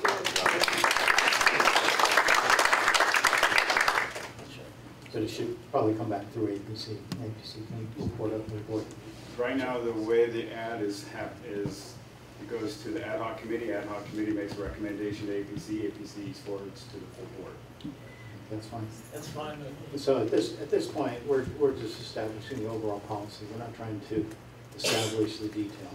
The detail can be worked out, and I think Nancy's right. I think this needs to be done as expeditiously as possible. So when is it going to happen? And I would leave it up to staff to immediately help form the ad hoc committee. We know who the stakeholders are. They're mostly all here now. That's right. Well, we won't make it to full board until September. I think possibly a formal solution is to acknowledge that this is coming back to the APC meeting for resolution, and from the APC meeting it's going to move back to the board. So knowing that it's coming back to APC, we're ready to go.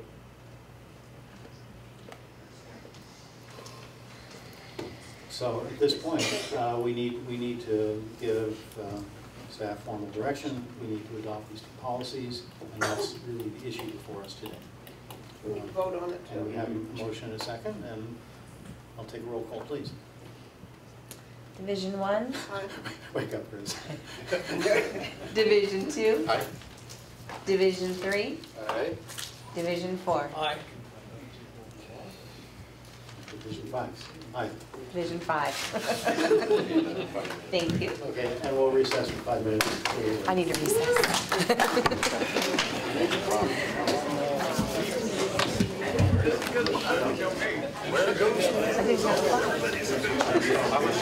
I like checking out, picking my brain. A 0. Thank you. I'm like, my brain's been like, oh. There's another division here. Just making sure you're paying attention.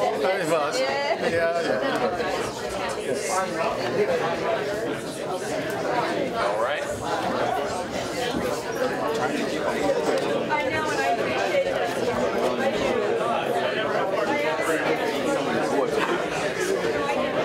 I get it. Thanks for listening to me.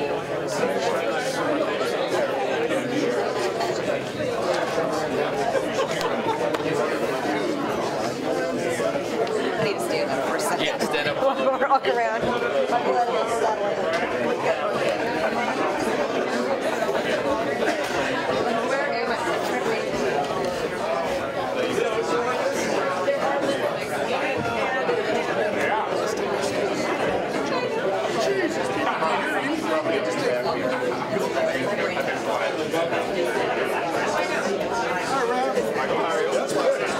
If it goes late, you see the first Monday in August. You can't come back to the board in September. It might be able to, it depends on what the board load is like. Because it should be a slam dunk.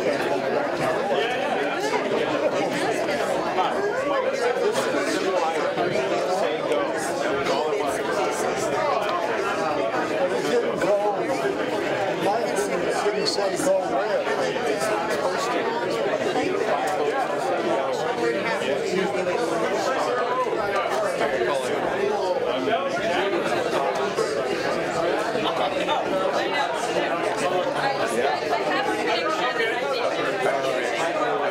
Right there.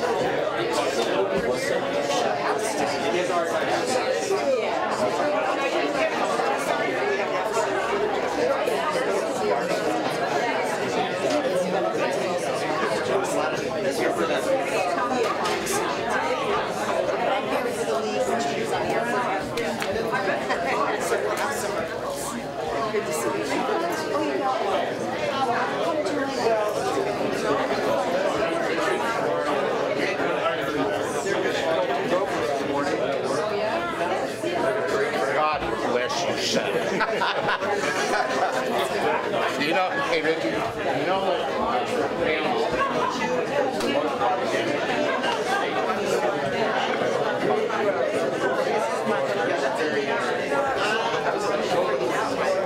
no, they don't. They work right in, so they know they're safe there.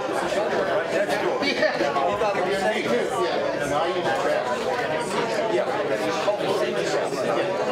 Oh, yeah. Put it in.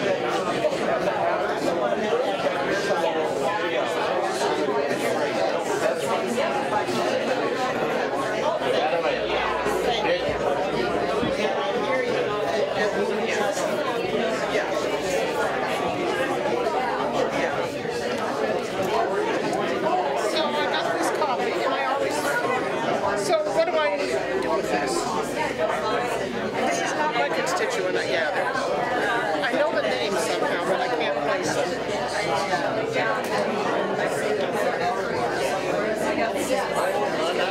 Well, it was in my head. And it ended up when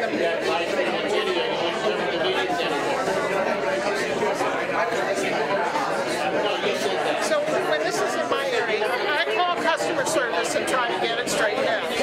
So I don't know.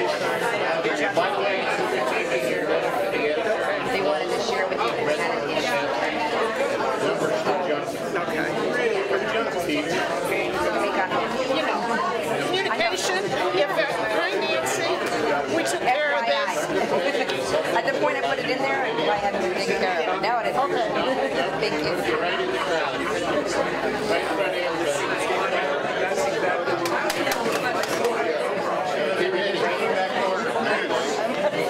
So checked out. Don't count to 5. At least it's something like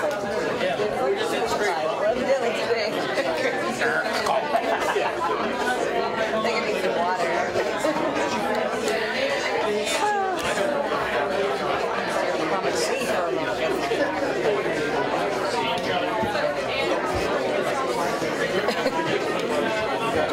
So there's a discussion about having this ad hoc committee meeting today's board meeting, because most of the people are here. That's that's not my idea, but that was just brought to me out. That ad hoc committee meets virtually immediately. We got everybody here. But you're working, you're not retired. I think I'm going to sit in the back of the room. That was the only chair left.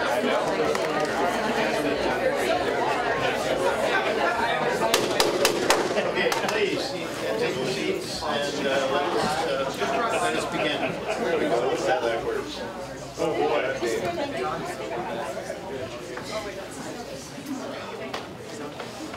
Anybody who wants to say for the next item should take their seats. Otherwise, Sorry, thank you. Oh, thank you.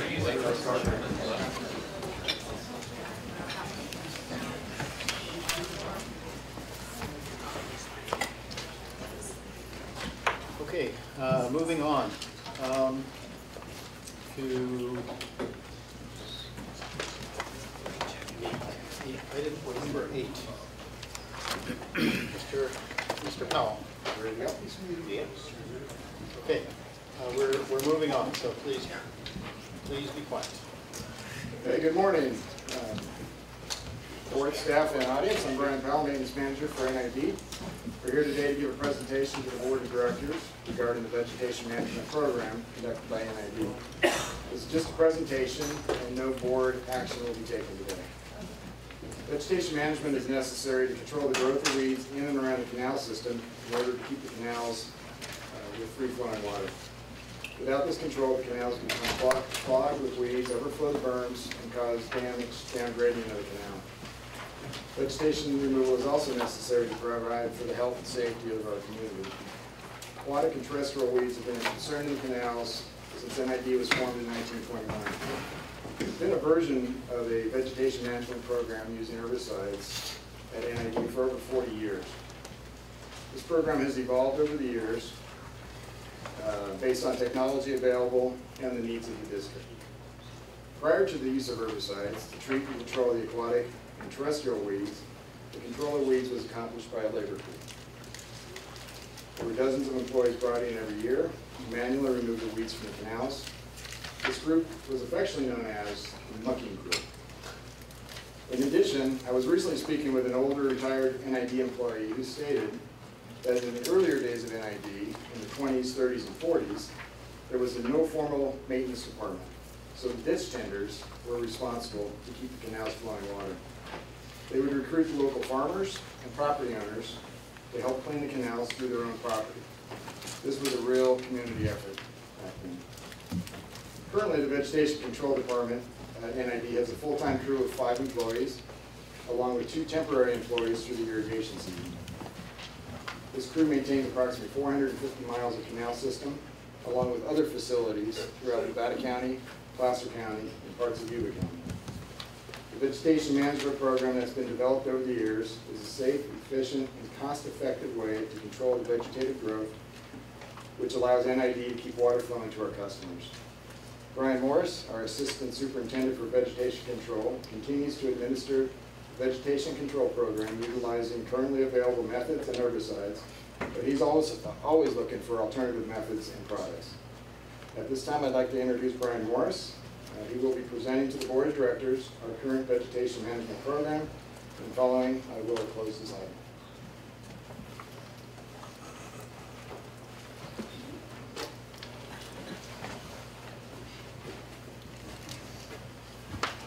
morning, Brian. Good morning.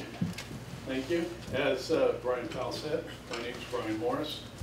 I am the Assistant Maintenance Superintendent in charge of Vegetation Control Program.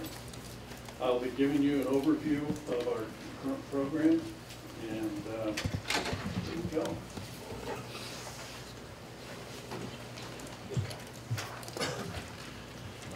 This is an outline of the various topics that we'll be covering today.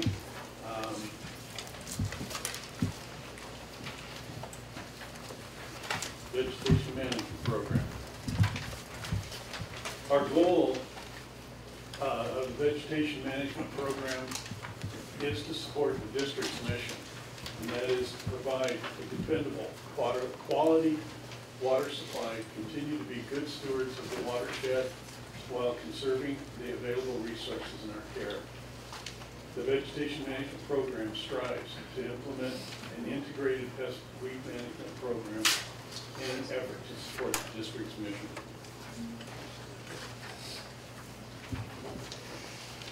With the weeds, the negative effects that we have, there are safety hazards, restriction of water flows, reduced water storage, water loss from plant uptake and root wicking, and then water quality and public health.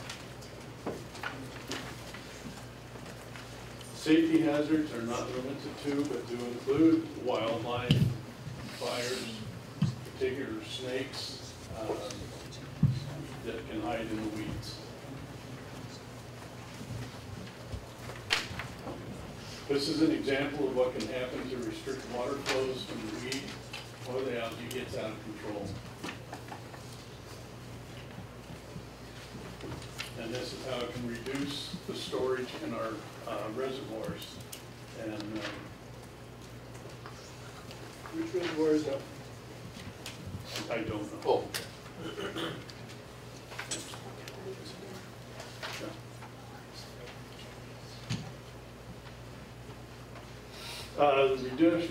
Reduced flows in the canals and the loss of water due to plant uptake. These reduced flows will also lend to breeding areas for mosquitoes and algae growth, which affect the water quality and public health. Integrated weed pest management approach. Our approach is to weed management using a combination of cultural, physical, biological, and chemical methods to manage weeds. In the lower corner, we have barley straw that can be used for algae control.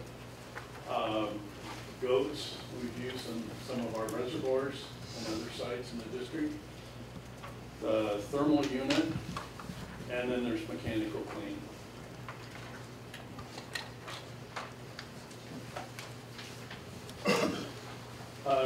All of these items are taken into consideration, and when we look at the best way to approach our products, or our weeds for our product to be delivered.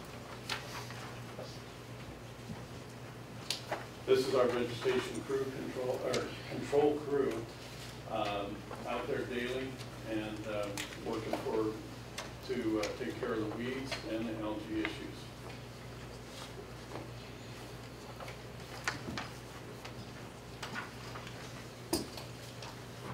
Methods that we currently use, we do grazing, we use a thermal unit, biological control, hand cleaning, mechanical cleaning, weed tarping, and herbicides.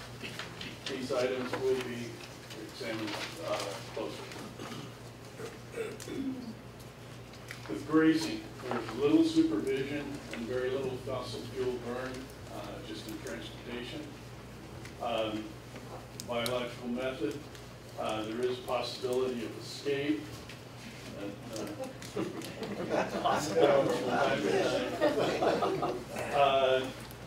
It is a little time consuming, but it isn't NID time that's being used there. There is a bio-waste product which limits our use of sites where we can use the goats.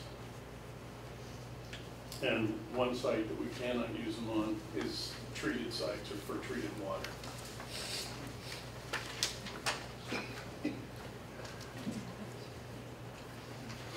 The thermal unit is controlled by steam.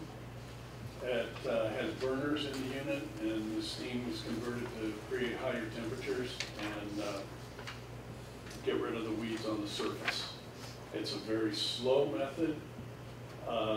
It has to be very level, so there's not a lot of areas that it can be used. There's a large fuel cost, and one thing we have found, though, that it does promote growth.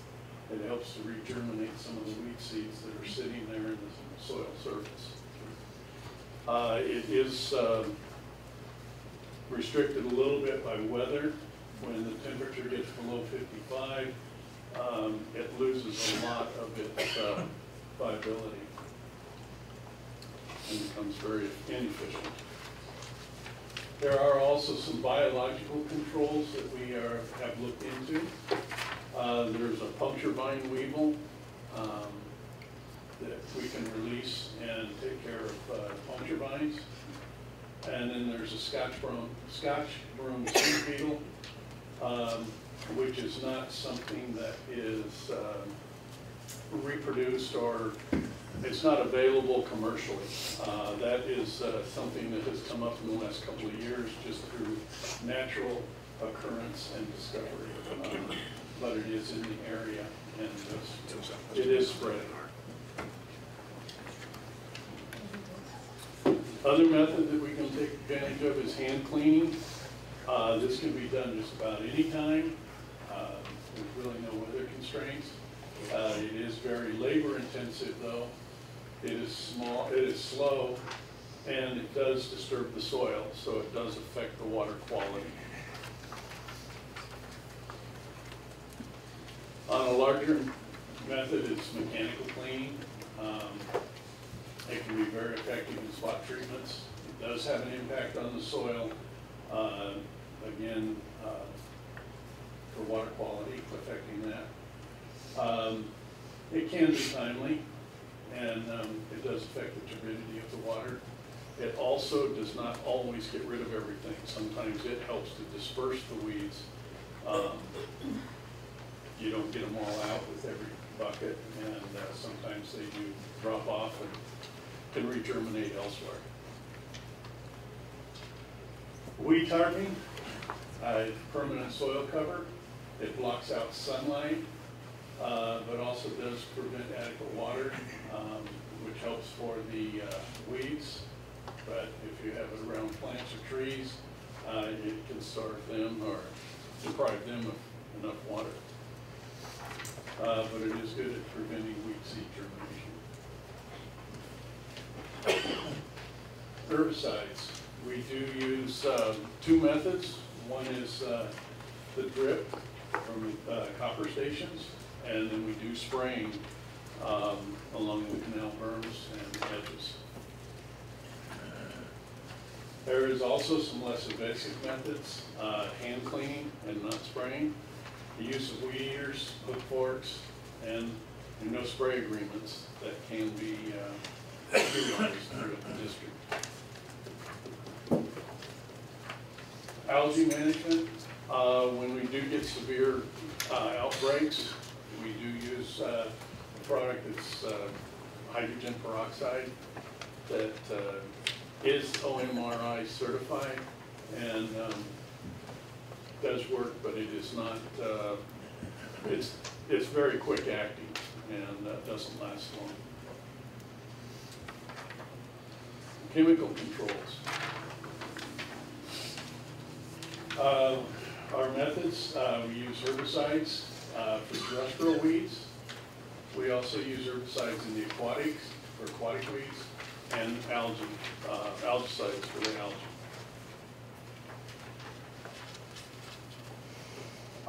Some of the consultants that we do use are resources, Foothill Associates, Blankenship Associates, and BSK and Associates. Resources, we have extended out into CCOF, UC Davis, and also PAPA, which is Pesticide Applicators Professional Association. We do a lot of training and continuing education. Pest control advisor, required education, bachelor's degree with at least 12 units in agriculture and science classes.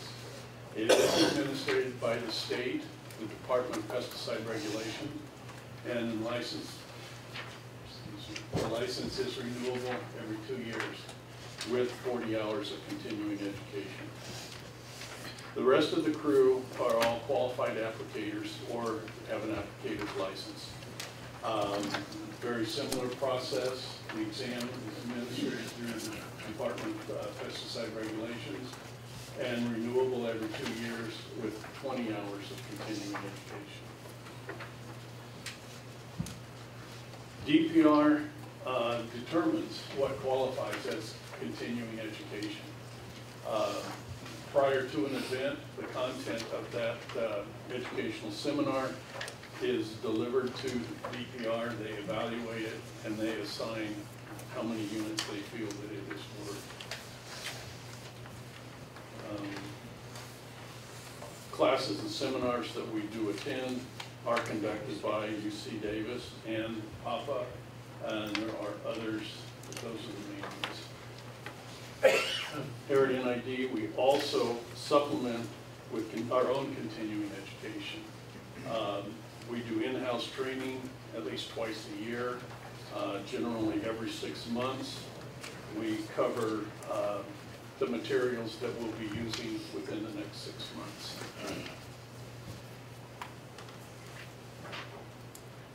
Regulatory and inspections. Our regulatory agencies that do set up policy or set up the regulations we must abide by. California Environmental Protection Agency, Department of Pesticide Regulations, Department of Fish and Wildlife, California State Water Board, and then there's federal EPA also. Reporting agencies that we need to report to directly, the Nevada County Ag Commissioner, Placer County Ag Commissioner, and Yuba County Ag Commissioner.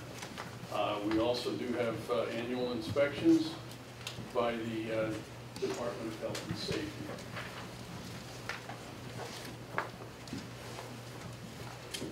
Laws and regulations that are set up are CEQA, the California Environmental Quality Act, the National Environmental Protection Act, Endangered Species Act, and the Clean Water Act. We also are inspected regularly in renewal of licenses. A pest control license is renewable, as I said earlier, every 2 years. The qualified applicator's license. Through the Department of Motor Vehicles, hazmat endorsements are required and renewable every 5 years. Restricted material permits, if necessary, are obtained through the county.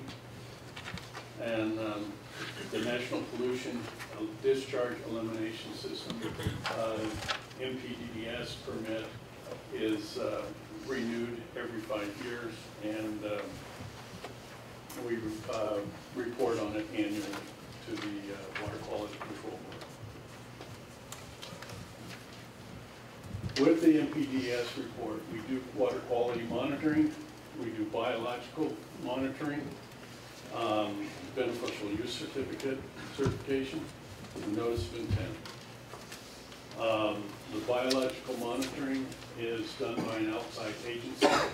We utilize Foothill Associates. They come in annually and monitor our sites and write up a report, which is part of the MPDDS.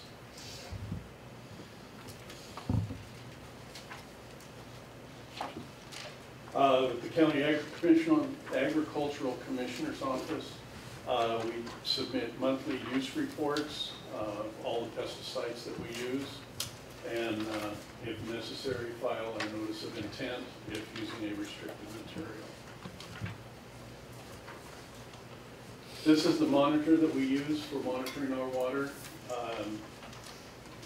It will measure water temperature, turbidity, pH, dissolved oxygen, and all of these bits of information are recorded, and we comprise a report that we send off to the Water Quality Control Board once a year. Our costs. This is a summary of our breakdown of our various actions that we do. It will also be, again, the last slide once this is all done, so you see where it's going. But our vegetation management, just in aquatic only, is about 2 cents a square foot for a cost. Vegetation management for terrestrial, which is spraying the berms and the tops of the berms, about 4 cents per square foot. Combined, 6 cents a square foot. Use of goats, it does vary, but it's approximately on an average of 15 cents per square foot. The use of the thermal unit is coming out around 36 cents a square foot. And then hand and machine cleaning comes out at about 40 cents per square foot. So the first item is the terrestrial only. These are 3 of the most common products that we do use. We've got the material and the cost per acre, and then labor to disperse that material. Generally can cover about 4 hours or 4 acres in a 10-hour day, and so that comes out to $1,445 for 4 acres. Which divided out comes out to less than 1 cent per square foot. Pre-emergence, the payload, and also then the gallery and dimension that we utilize during the winter. Also, you can see on the square foot prices, one below a penny a square foot and the other just slightly over 1 cent per square foot. Estimated cost of vegetation management for aquatics only. This is for a year. We've figured that about 1/3 of our time is spent with aquatic use and 2/3 are spent with terrestrial use. So this represents a third of the, in essence, third of the labor budget. But you have labor at almost 200,000, materials or equipment at about 84,000, and then materials of 140,000. Comes down to 423,465, and coming out to about 24 cents per lineal foot, but based on a 10-foot wide berm, that's about 2 cents. 2 cents per square foot.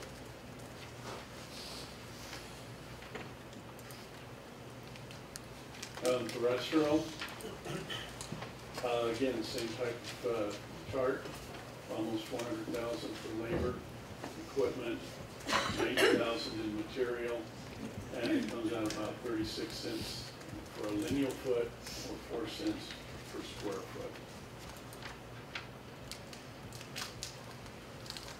This is terrestrial and aquatic combined. Comes down at 60 cents for the lineal foot or 6 cents for the square foot. For grazing of the goats, this cost does vary, depends on terrain, the fencing that's necessary, and so on, but can range anywhere from 2 to 20 cents a square foot, with the estimated cost of grazing along the canal berms as being about 15 cents per square foot.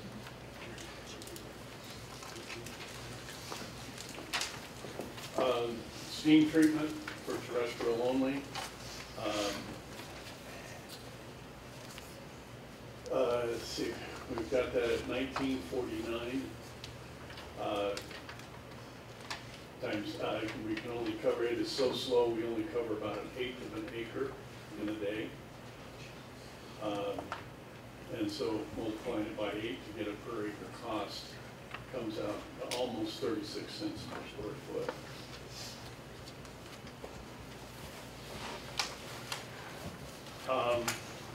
Now during the development of this presentation, was asked that we show a hybrid version with a combination of both mechanical and using of goats or pesticides. And so we put this together. And it comes down at the bottom, going with goats, it comes out right at about 36 cents per square foot. And using chemicals, comes out to about 23 cents a square foot in that method. On the untreated canal, just strictly going in mechanical, associated with labor and equipment, and you know, both the top part is just with machine cleaning, the lower portion is hand cleaning. It comes out to approximately $4 for a lineal foot, or 40 cents a square foot when cleaning that. And then the summary again, with the various means that we do have at our disposal. There's a wide range of costs there. So I thank you very much. Thank you, Brian. We'll open this to public comment later, so maybe you can hold your question to the end. So Brian, would you like to? I would like to close, thank you. Thank you, Brian. That was very informative, the process that we go through on a daily basis to control the weeds. All the information that Brian presented will be available on the NID website under the vegetation control section on our website. NID does receive questions from the ag community and other customers regarding the types of herbicides that are used and the methods that we employ to accomplish our goals. And while we listen to the suggestions about alternatives, it's difficult to do all the research necessary to implement any new programs. It's for this reason NID will start a new way to connect with our customers and local agencies with what we're going to call a working group. This working group will allow us to reach out to the community and get input on our current vegetation control program. We can determine what's working well and gather information on any concerns that those from the ag and residential communities have. Additionally, we can work together to research new technologies for controlling invasive weeds in and around our canal systems. This new working group will allow us to implement a new way to gather information regarding new types and methods of vegetation control. NID will initiate the formation of this working group, and who will be invited to participate. Invitations will be sent out to regulatory agencies, community organizations, members of the ag community, and at least one representative from each of the 5 district divisions, while trying to keep this group to a reasonable size so we can get some good work done. In the next couple of months, we'll begin forming this new working group and reaching out to the community, and we'll plan to have meetings here at the NID office. Any results from this working group then will be reported out to the Maintenance and Resources Committee. So this concludes our presentation. So does the board have any questions? Great idea, Brian. Yeah, okay, so we'll do board comments and then we'll open it up to public comment later. So, Nancy. So I've seen this presentation 3 times. Actually, I've been meeting on REM for a year to move us out of the use of Roundup and some of the other chemicals. And now I'm not trying to be a heroine, really. Are we using Roundup? Yes. Yes. Excessive. Yes. Okay. I guess I just stick to the questions. When we've been through the costs thing before, Brian, and when you charge out a truck and trailer, do you charge out the original cost of that equipment, or just what it costs you to operate it per hour?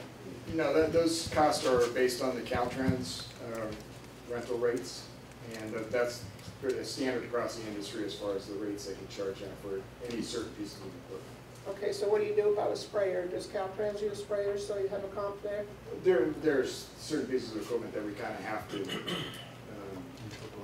interpolate a cost for. When you calculate them, do you figure the cost of it originally, or just the cost to operate it? No, just, again, it's just I assume that the cost that Caltrans comes up with includes the original cost of the equipment and then what it costs, because that's what, an expensive excavator rents out for a lot more than a pickup truck. So the cost of that equipment is obviously incorporated into those costs. Okay, so we're going round and round here. Okay, I understand that Caltrans does not have some of the equipment that we use for spraying. Right. And I'm asking you, and you don't have to answer today if you don't know, but I would like to know the true cost to operate that equipment and also to buy it in the beginning, to maintain it, so that when we compare goats or whatever with the chemical, we've got all of the true costs, not just part of them. Okay. Some of the costs that aren't included in here for chemical treatment are the licensing, monitoring, environmental monitoring.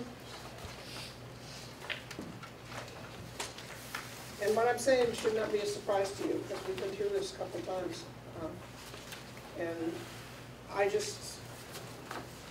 understand that Roundup is the magic killer, and it gets the roots and the whole works. But it also, as of today's paper, is going to have a label on it that causes cancer. It's Class 4 carcinogen, World Health Organization, fortified again in court. When Monsanto tried to appeal it, California upheld the standards that it still is a probable carcinogen, and we have to stop using these things. So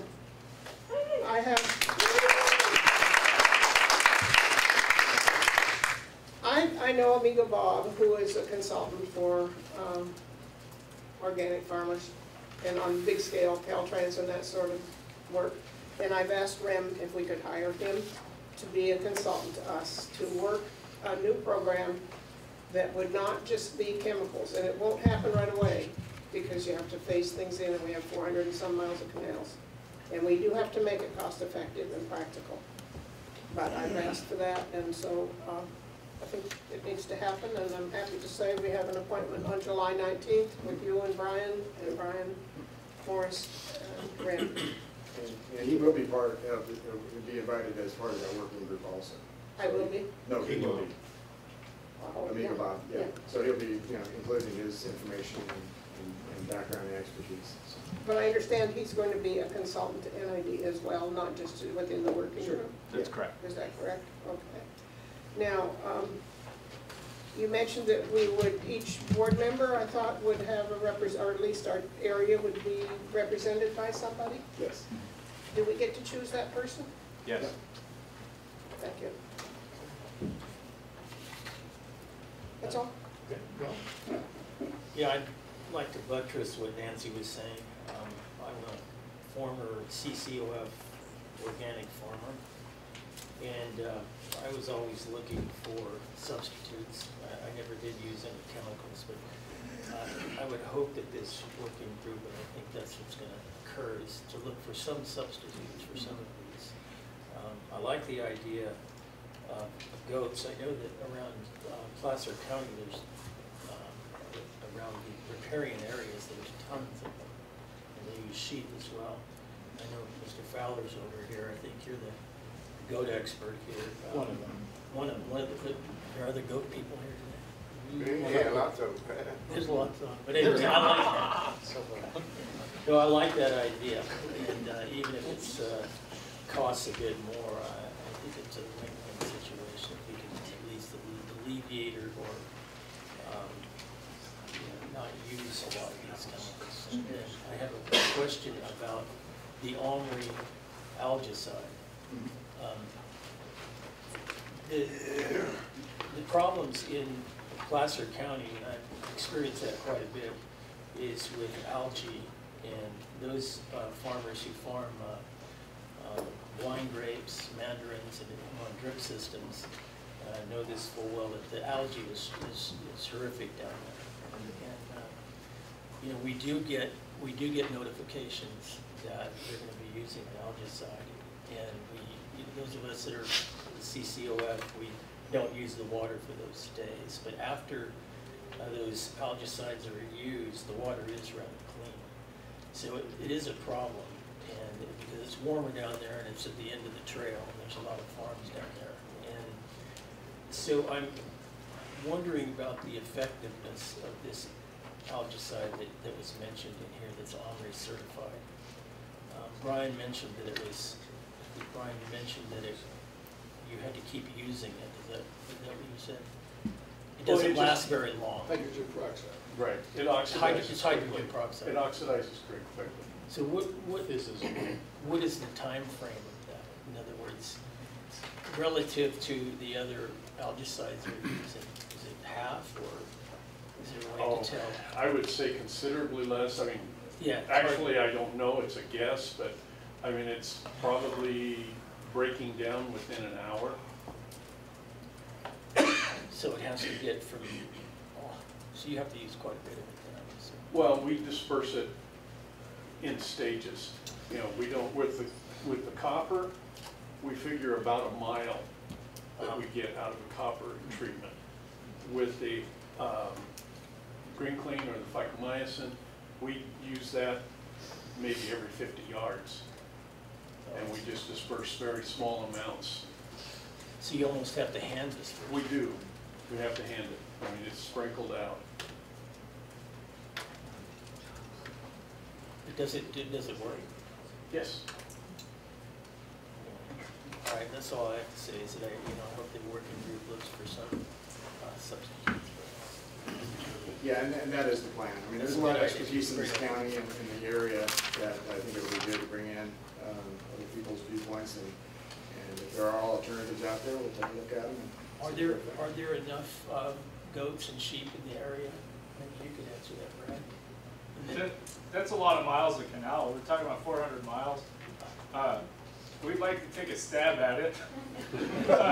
So I contract with other people in the livestock industry also. So I hire out other herds of animals, and I have the ability to bring in thousands of animals if needed. And do you use sheep as well? Yeah, I do use sheep as well. And there are other people that so I'm not the only game in town either. Now, some of these issues down in Placer County, there's a lot of fencing, and there's, the canal is quite long, but you have all these. How do you? The fragmentation of the properties is the difficulty in the grazing the canal banks. I'd like to do a trial with y'all, but there's going to be people that are not happy to have animals. They're just as happy about animals on their place as some people are about people spraying on their place, right? And so it's not a perfect, it's not a perfect solution. But I'd be certainly willing to do some kind of a trial. And those numbers that I worked with Brian Morris on those numbers, and those are as best as we could put together.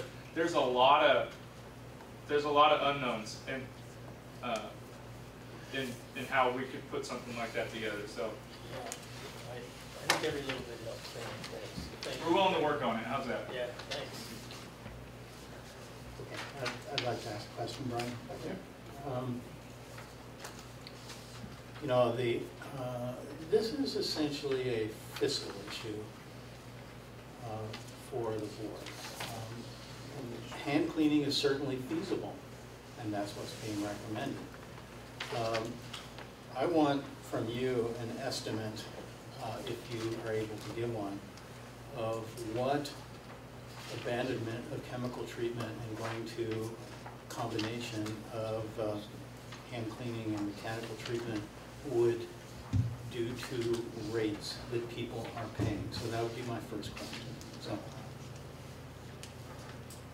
Are you talking water rates? Water rates, yes. Are you talking treated in ag? No, I'm just talking about raw water rates. This is basically a raw water issue. We have to keep the water flowing in the canals. Obviously, we've been employing this method. There's objections to this method.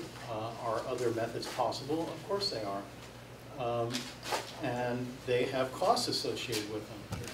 And those costs have to be basically passed on to ratepayers. So, you know, by adopting these alternative methods, what impact will that have on ratepayers and rates? Well, going through this process, that was one thing I did look at. If we did just completely eliminate the herbicide use and went strictly to a hand cleaning, machine cleaning scenario. And goats and all the other Absolutely. non-chemical treatments. You know, it's an Yeah. integrated thing. It is, yeah. And when we don't use herbicides in the canals, we don't use, then the aquatic growth then needs to be removed. And that's what the hand crews do. They get in, they remove vegetative growth rather than the berm. And so that would be a completely manual kind of situation. Okay.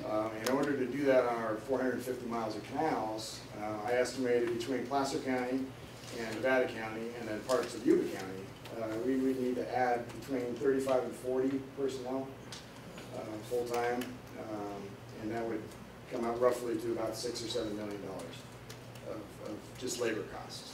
Then we would also need to be looking at additional equipment, additional excavators, trucks, dump trucks, all those things to remove all the vegetation. You know, and those numbers I have to come up with, but you know, again, and then also associated costs. So given that, so there's a lot to it. So I understand there's a lot to it, and this is an estimate. Sure.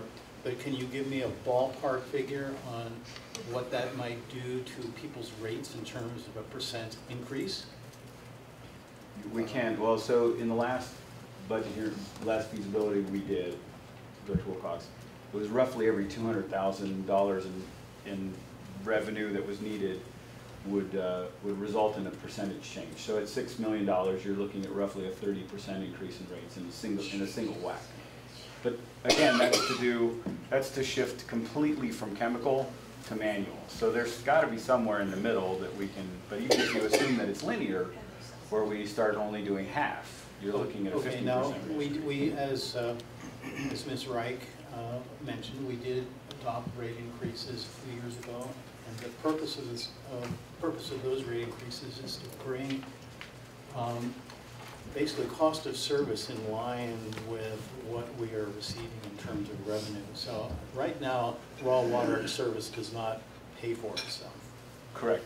So we have a long-term strategy of trying to balance the cost of service and the revenue that it brings in. Otherwise, I guess maybe there is free water, but actually there's not. Somebody's paying for that water somewhere. So our rate increases are to bring cost of service in line with revenues.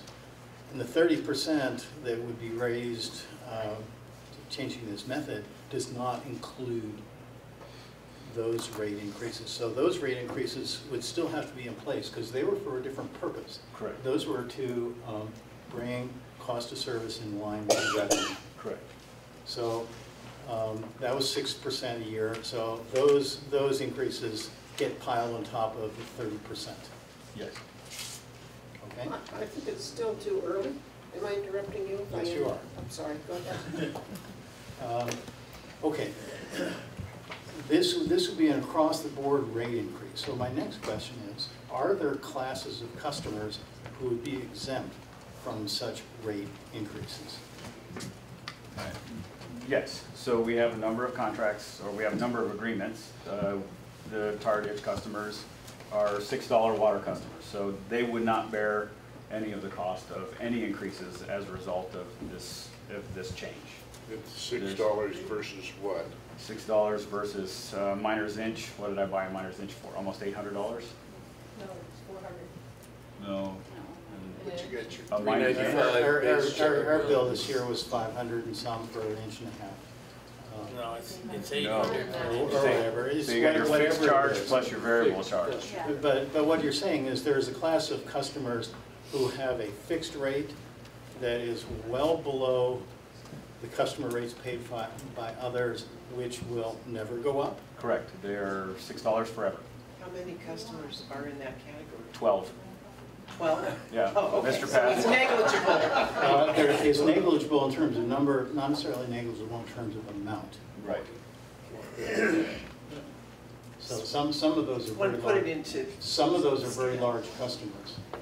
And, you know, there's a history to this, which I won't go into right now. Thank you very much. Okay. Okay, yeah, I'm sure we all do. A couple final questions. We have no spray agreements, so people who object to that can not be sprayed. How many no spray agreements do we have? Well, we, this year, 26 property owners requested no spray agreements. How many were signed and returned? To date, we have 6 signed and returned. We have 3 that have declined completely to sign the agreements, and then the other. And how many raw water customers do we have? 5,644. So putting that into perspective? Well, so I was just trying to understand. Yeah. Right. So I'm just trying to Yeah. give you the parameters here. Yeah. Okay, one final question, and I'm more than prepared to provide a name for a working group. I think it's a great idea. Second, or my last question has to do with the monitoring program. And how is that monitoring program set up? You know, what frequency is it done? What constituents do they monitor? And you know, what assurances do people have that their water is meeting standards? Okay. Frank? Yeah, let's come back up. Outside the realm of my expertise. Okay. I used to be in this business, so it's important. The monitoring is done when we have a canal that re-enters a natural waterway. Okay. So we have 3 locations within the district that does that. One is down Squirrel Creek, after you cross Pleasant Valley Road. The other 2 are down in Placer, one Dead Man's Ravine, and the other Sailor's Ravine. So every time we treat one of those canals that feeds that natural, or has a chance of going back in, we have to do a monitoring. We monitor it before our application, we monitor it during the application, and then we monitor it after the application. So there's 3 samples and identical meter, or not identical, but the same meter readings, same information is gathered. So last year, I believe we did each site 6 times during the year for a total of 54 monitors. These monitoring stations are where the canals re-enter blue line streams? Yes. Yes. I'm not clear on the blue line. Okay, just for people's edification, you know, on the USGS maps, there are stream systems that are indicated with a solid blue line. Those are stream systems that flow. And then there are stream systems that are indicated with dotted dash lines. Those are ephemeral or randoms, and those are regulated differently, as I recall. Now we do use randoms for conveyance from time to time. I know I'm on the TAR system. There's probably at least a mile on the TAR system where the old miners took advantage of the topography, and they put water in natural drainages to convey it without having to dig canals. And then we take the water out of the random and keep it going on its way. So randoms are not regulated the same way as a blue line stream. Is that correct, Ron? Yes, sir. Correct. And we do not have the same requirements. So in the summertime, when the random is being used to convey water, it is basically acting as a canal. It's not being used as a natural waterway, because under natural conditions, there would be no water in that random. It's only there during the rainy season when we are not conveying water in that random. Is that correct? Yes, sir. For all of them? All of them. You'll get your chance, Mike. Okay. So, I just wanted to establish those facts for the record. Thank you. I'm done. John? Agreed. My family has been farming organically in this county for over 160 years, and I applaud the efforts of Brian and his staff for looking at new ways to handle both Brian's. Everybody's a Brian in me. It's all right. To Bill Bryans. To all the Bryans in the world. We're looking at new ways to reach out to the public and get the public involved in this. They are to be commended for that. Thank you.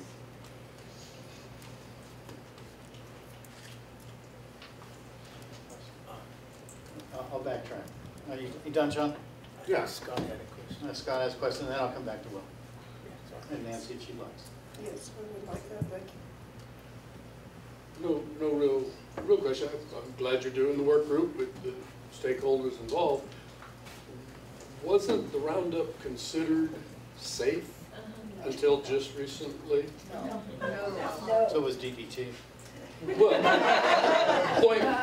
point taken. No, I mean, wasn't there a change at some federal level where all of a sudden, in the last couple of years, Roundup? I know there's always been questions, but I thought there was a formal because we're always been compliant. We comply to what everybody does, you know, we're regulated. So We only use approved chemicals. Right. By the So state of California. when did this come up with the, at that level, with the Roundup? I feel like I just heard about it on CBS News recently. So it's just recently happened. So EPA originally had looked at it as a carcinogen and then changed its mind, and now has apparently changed its mind back. So it will carry a warning, and we'll start moving away from it.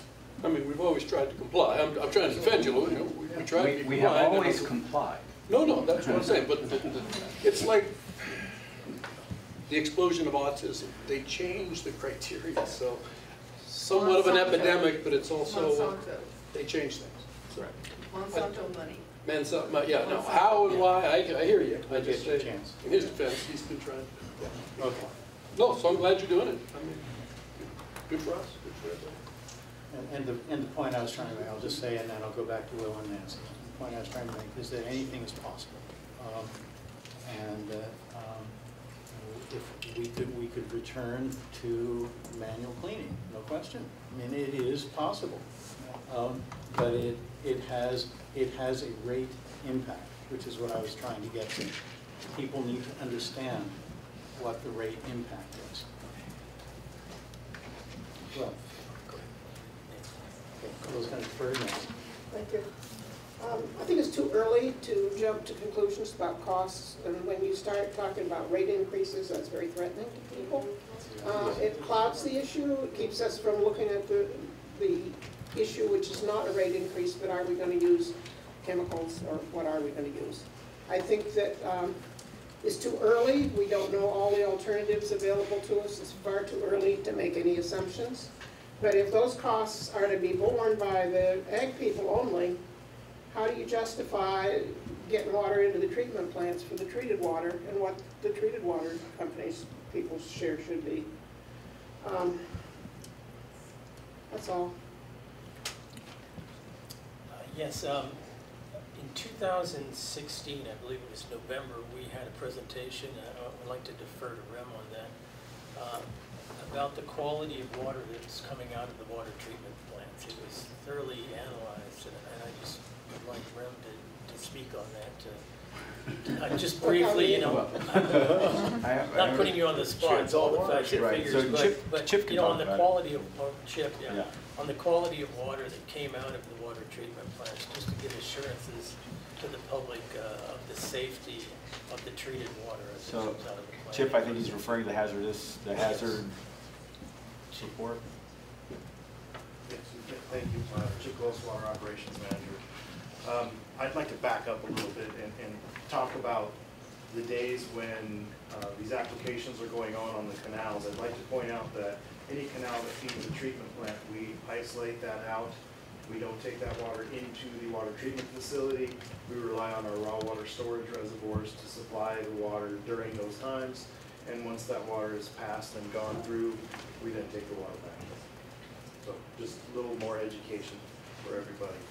Now, as far as the testing on the effluent of the treatment plants, we do full synthetic organic chemical testing, volatile organic testing, along with a myriad of bacteriological testing on a regular basis.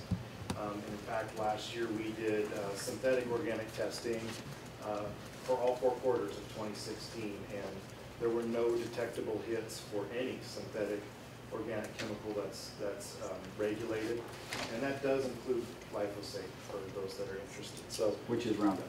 Which is the active ingredient of Roundup. So the effluent of the treatment plants is very, very good.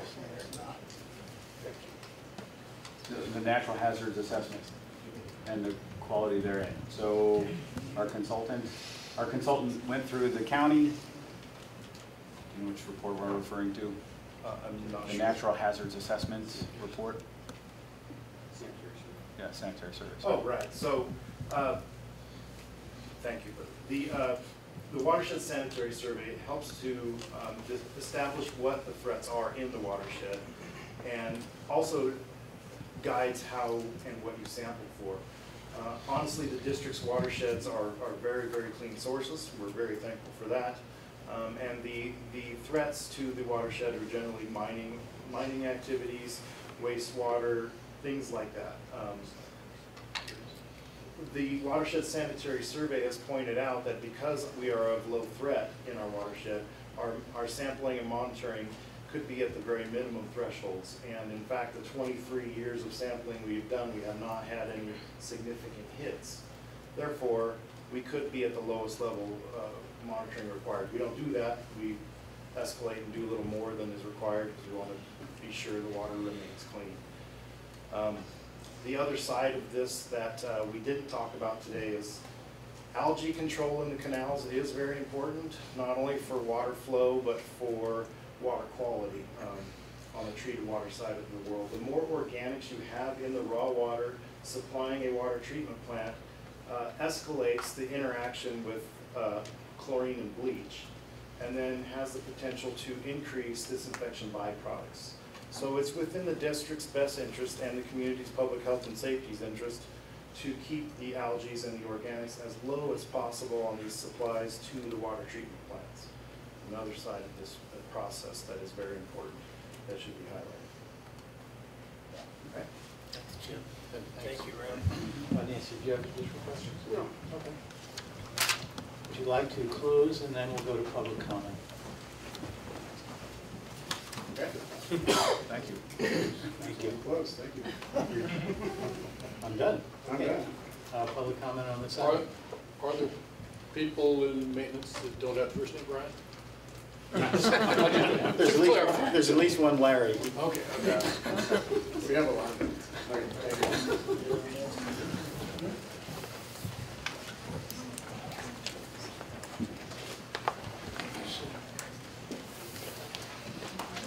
Did you say public comment? Yes, we'll take public comment now. Morning, board and staff. Mike Kasner, Indian Springs Organic Farm, Penn Valley, California. Water user for 31 years on the tar ditch. Ratepayer and taxpayer. Yes, I get what's called $6 water. It's called being smart when you buy a farm. It actually comes to 12 because NID managed to get sneaky and double it. That was 31 years ago when they did that. So there we are. It's per irrigable Straight up acre. front. Pardon? It's per irrigable acre. Yes, it's per how many years? Yeah, we've been all through this. We know where we're at on this one. Please stay to the point. This, let me open up here for a second.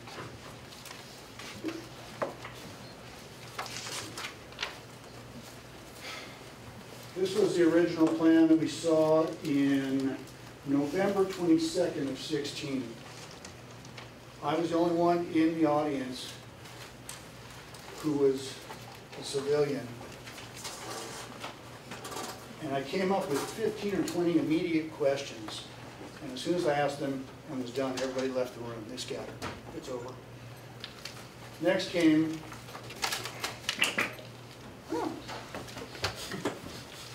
thank you. This plan, the current one. And now there's an addendum to the current one, which I have not seen before. This is brand new as of today. And the working group. This is interesting. Working group, great idea. I want to be on it if I can, and I'd love to participate. Now we get back into the wrap. The goal of the vegetation management program is to support the district's mission to provide a dependable, quality water supply, continue to be good stewards of the watersheds, while conserving the available resources and care. NID is not being a good steward of the water with its herbicide use. Let's just square with that right off. Second, vegetation management program strives to implement an integrated pest weed management approach in an effort to support the district's mission. We don't have a working IPM plan. What we've got is window dressing. The copper-based aquatic drip system kills everything green in the water. All right, what do we need into this?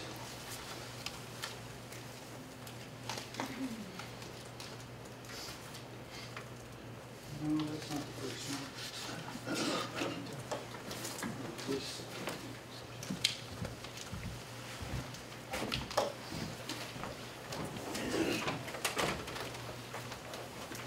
Your terrestrial Roundup spray regimen kills everything green on the banks and berms. This is the slide from your program with the animals and the fire and the rattlesnakes. Everybody who walks on these ditch banks, anybody who's a logger, a farmer, equipment operator who deals with land beyond city limits, walks through these things. Skunks, they do not need to have an absolutely clean area to walk in, which is what NID does to its banks and berms. They defoliate them, and it's absolutely unnecessary. It needs to be reconsidered, and I hope the working group will work on that. Glyphosate of main ingredient of Roundup, EPA says it's a carcinogen. That came out today. That's used only on 350 miles of ditch, to my understanding. The upper 100 miles of ditches don't really need it because of the altitude. This vegetation management plan doesn't include viable changes in methods. Then we get into methods here. Let's see if I can come up with methods.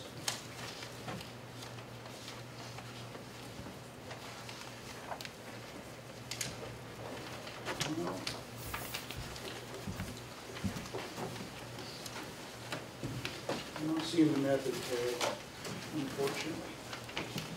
Not sure what costs I've got. My free time has expired. My time's expired. What'd you give me, 2 minutes? 3 minutes. I want a half hour, Nick. You didn't tell me there was a time limit on this. This is not public. I would say this is an agendized This is topic. agendized. It's 3 minutes in public comment. You're correct. Can you wrap it up in another 3 minutes? How about 20 minutes? Maybe some people over here could volunteer their minutes to him? No. Anyone who wants to? Okay, raise your hands. She's not running the meeting. Why not? You got 3 more minutes, Mike. All right, I'll read this. I'll go through it as best I can, but you're ignoring a huge part. I'm up against 6 suits from NID. Totally unfair to you guys. The only one representing the change that needs to happen in your herbicide use. You got 6 suits out here and me, and you give me 3 minutes? How unfair is that? I'm glad this is being live streamed too. Get better than that. All right, about 50 miles of your canals, I'm still totaling up your maps, are called randoms, natural creeks. They get poisoned along with your irrigation system. I'm not even sure that's legal. Your no spray agreement does not work. People are bailing on it because it makes them take on the responsibility that NID has for maintaining the easement. That's why people don't want to sign that. They actually have to take out a $250,000 insurance plan. My proposal that I want to see NID consider seriously, because it will not cost more money. It does not need to start with hand cleaning, as Nick has said. is to run excavators down the ditches and to clean goats for the terrestrial part. NID used to do this for many, many years. They'd clean with an excavator and that was all they did. And things worked just fine. Go back to using your excavators for cleaning the berms and the water level. And then you don't need to do the top. We've already discussed this, and especially since Roundup's going away, you want it to do that either. You could do it with goats when it gets really bad. That might be a great alternative. There's a bunch of stuff in here about costs. Many of the costs are not included in your programs. For reporting to the California Environmental Protection Agency, Nevada County Agriculture Commission, Placer Ag, county health departments, California Environmental Quality Act, National EPA, and no, that one doesn't count. Pest Control Advisor's License, Quality Applicator License, DMV Hazmat Endorsement, Restricted Materials Permit, National Pollution Discharge Elimination System, NPDS Water Quality Monitoring, and the monthly pesticides reports and the notice of intents. That and liability. Liability is the mother of all costs that is not included in this. There is no insurance liability. If NID were to spill herbicides on a person's farm, if there was a death from application, which these chemicals can definitely do that, they're that strong. That liability is not included in the finances we're talking about here. So don't start with cleaning ditches by hand. Start with another method that makes good financial sense and actually analyze it, which has not happened yet. Thank you very much. Thank you, Mike. I have a question for you, Mike. Yes, sir. Do you have more to say? Because I contend that our agenda says that the three-minute limit is on things that are not on the agenda. We are on the agenda. I've said that before in the other way. So you can have my 3 minutes. Or I just rushed through my whole thing. Okay, It'll take 15 minutes. Any questions, I'd be really glad to answer them. I do believe this makes financial sense. There's a way to do this without using these high copper dripping into the water in 62 places on the maps, where they bring out a box, they affix it to a pole, they drip 10 gallons of Nautique and Cascade? Coutrine, thank you. Directly into the water. It leaves a purple stream. This is a disgusting practice that we should be well beyond. You do not put poison directly into water anymore. We are 96% water. Mike, what do you use for weed abatement on your farm? Tractors, Just try. mostly tractors, and then you get in close to the plants with your hand hose. Have you found any sprays that work? Natural herbicides? Rich is playing with one he likes. I can't remember the name of it. That may have some potential. Rich and the peroxide may have some potential too. Rich Johansson is my neighbor who farms down. Our Rich down and below is Rich for. Oh no, You got a Rich up here too. Humans are 70% water. Excuse me, is that correct? Physiologic, that's medical school doctrine for 100 years. ICU medicine when you're infusing, 70%. We're going with 76%. We'll stipulate on. Oh, I said 90 something. We got bones and sinews. Yeah, 70%. Anything else I can answer your questions? Thank you for your time, you guys. I'm glad we're going to have a working group. We'll reform this. We can fix it. There's no reason we can't. Thank you. Hello, my name is Kathy Fish, and I live in Rough and Ready, and I'm really excited to see 2 organic growers on your family and your knowledge on this board. It really excites me. I bought a farm in Rough and Ready, an organic farm, and the reason I did is I have an allergy to Roundup. And Scott, you were pretty surprised when you found out we were spraying Roundup. Well, you can imagine how surprised I was when I found that they were using. He was surprised. It was you, John. I wasn't surprised. I wanted to confirm it. Okay, but I didn't even know when I bought my farm. When did the labeling Right. change? Okay, let's just hear from the speaker. Public. So I was blown away really when I found out that Roundup was being sprayed on the ditch above my farm. And at the same time, Roundup was being sprayed on my street in my farming neighborhood. We had 3 people with breast cancer, 1 had died. I got on the board so we could say, let's do something different, and guess what we did? We started mowing, and our costs went way down from what we had been all the equipment and all the spray and all that. I'm just mentioning that because, you know, I've been able to take care of it on my street, but I can't take care of it at this point in the ditch. So that's really interesting. Now, for me, I would rather have goats eating the weeds. And I want to tell you specifically why, because I don't mind having poop in the water, goat poop. Okay, big deal, little fertilizer. But here's the deal. On this picture of the algicide, we got the before the green clean and the after the green clean. But what nobody ever talks about, and the part that's got me so crazy, is what happens to the weed after it dies? You know what it does?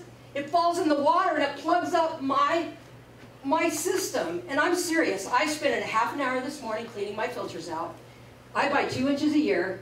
I hardly get to use 2 inches because I'm always having problems with clogs.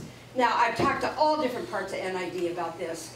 I will walk the ditch and pull the weed, so you can't do that because there's liability or this or that or whatever. Okay? I've gone for the filters. I was told, buy this filter system. Here's the guy, okay? So the filter started out at $1,000. That didn't work because there's a surfactant in this stuff. I don't know what's in the citrine and the natique. But what it does is when the plant's dying, it becomes really, really sticky, and I can't get it out of the screens of the filters. So then I got an $800 system. Okay, it just goes up. The next one's $10,000. Could we stop doing this? Because all we're doing is poisoning the water. Okay, I know that you guys are complying with the state standards, the EPA standards. That's great. But what I'd like is for the farmer to get the water that the farmer pays for. Now, I thought it was just me, honestly. And then we invited, I know you've come and spoken to us, Nick, at the Grange. Really appreciated that. You came and spoke to us at the Sustainable Food and Farm. We get more and more information going on. There's a irrigation shop, hardware store right close to here. He tells us that 3/4 of the people that come in there in the summer are complaining about not being able to use their irrigation water. That's a problem. That's a huge problem. And I'm only bringing it up because it drives me nuts. It's the hardest part about farming. So where do those plants go when we poison them?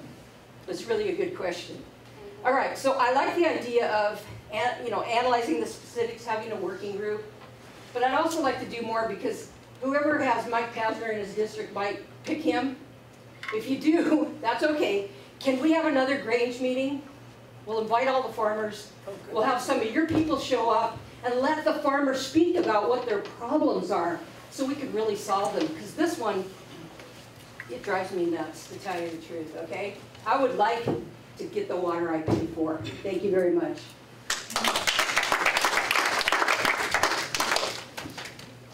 Nicole Ragland, Grass Valley. I wanted to point out that Alan Bubis, chair of the UN Joint FAO-WHO meeting on glyphosate with the UN, is the vice president of the International Science Institute, and Angela Motek's a co-chair, is a board member of the ILSI. The ILSI took a $500,000 donation directly from Monsanto. They also received a $528,000 donation in 2012 from CropLife, which represents Monsanto, Syngenta, and Dow. Those were the people who were on the board who retracted the fact that it is not a definitive carcinogen, and we all know that it is. The state of California is currently deciding how much is an acceptable amount of glyphosate. I say it's none.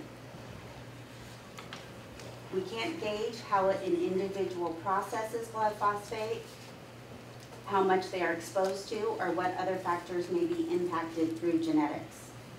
People drink the water, our pollinators drink the water, our foods are watered with it. We are exposed to glyphosate from other sources, not just the water. Existing studies follow isolated exposure. It's impossible to say if there's a safe amount for any single person because we're getting it from other sources. The responsible thing to do would be to not contribute to the exposure to our community. This water bottle has a random amount of Roundup in it, and I am deeming it safe, and I welcome anyone who thinks that it's safe to have a drink.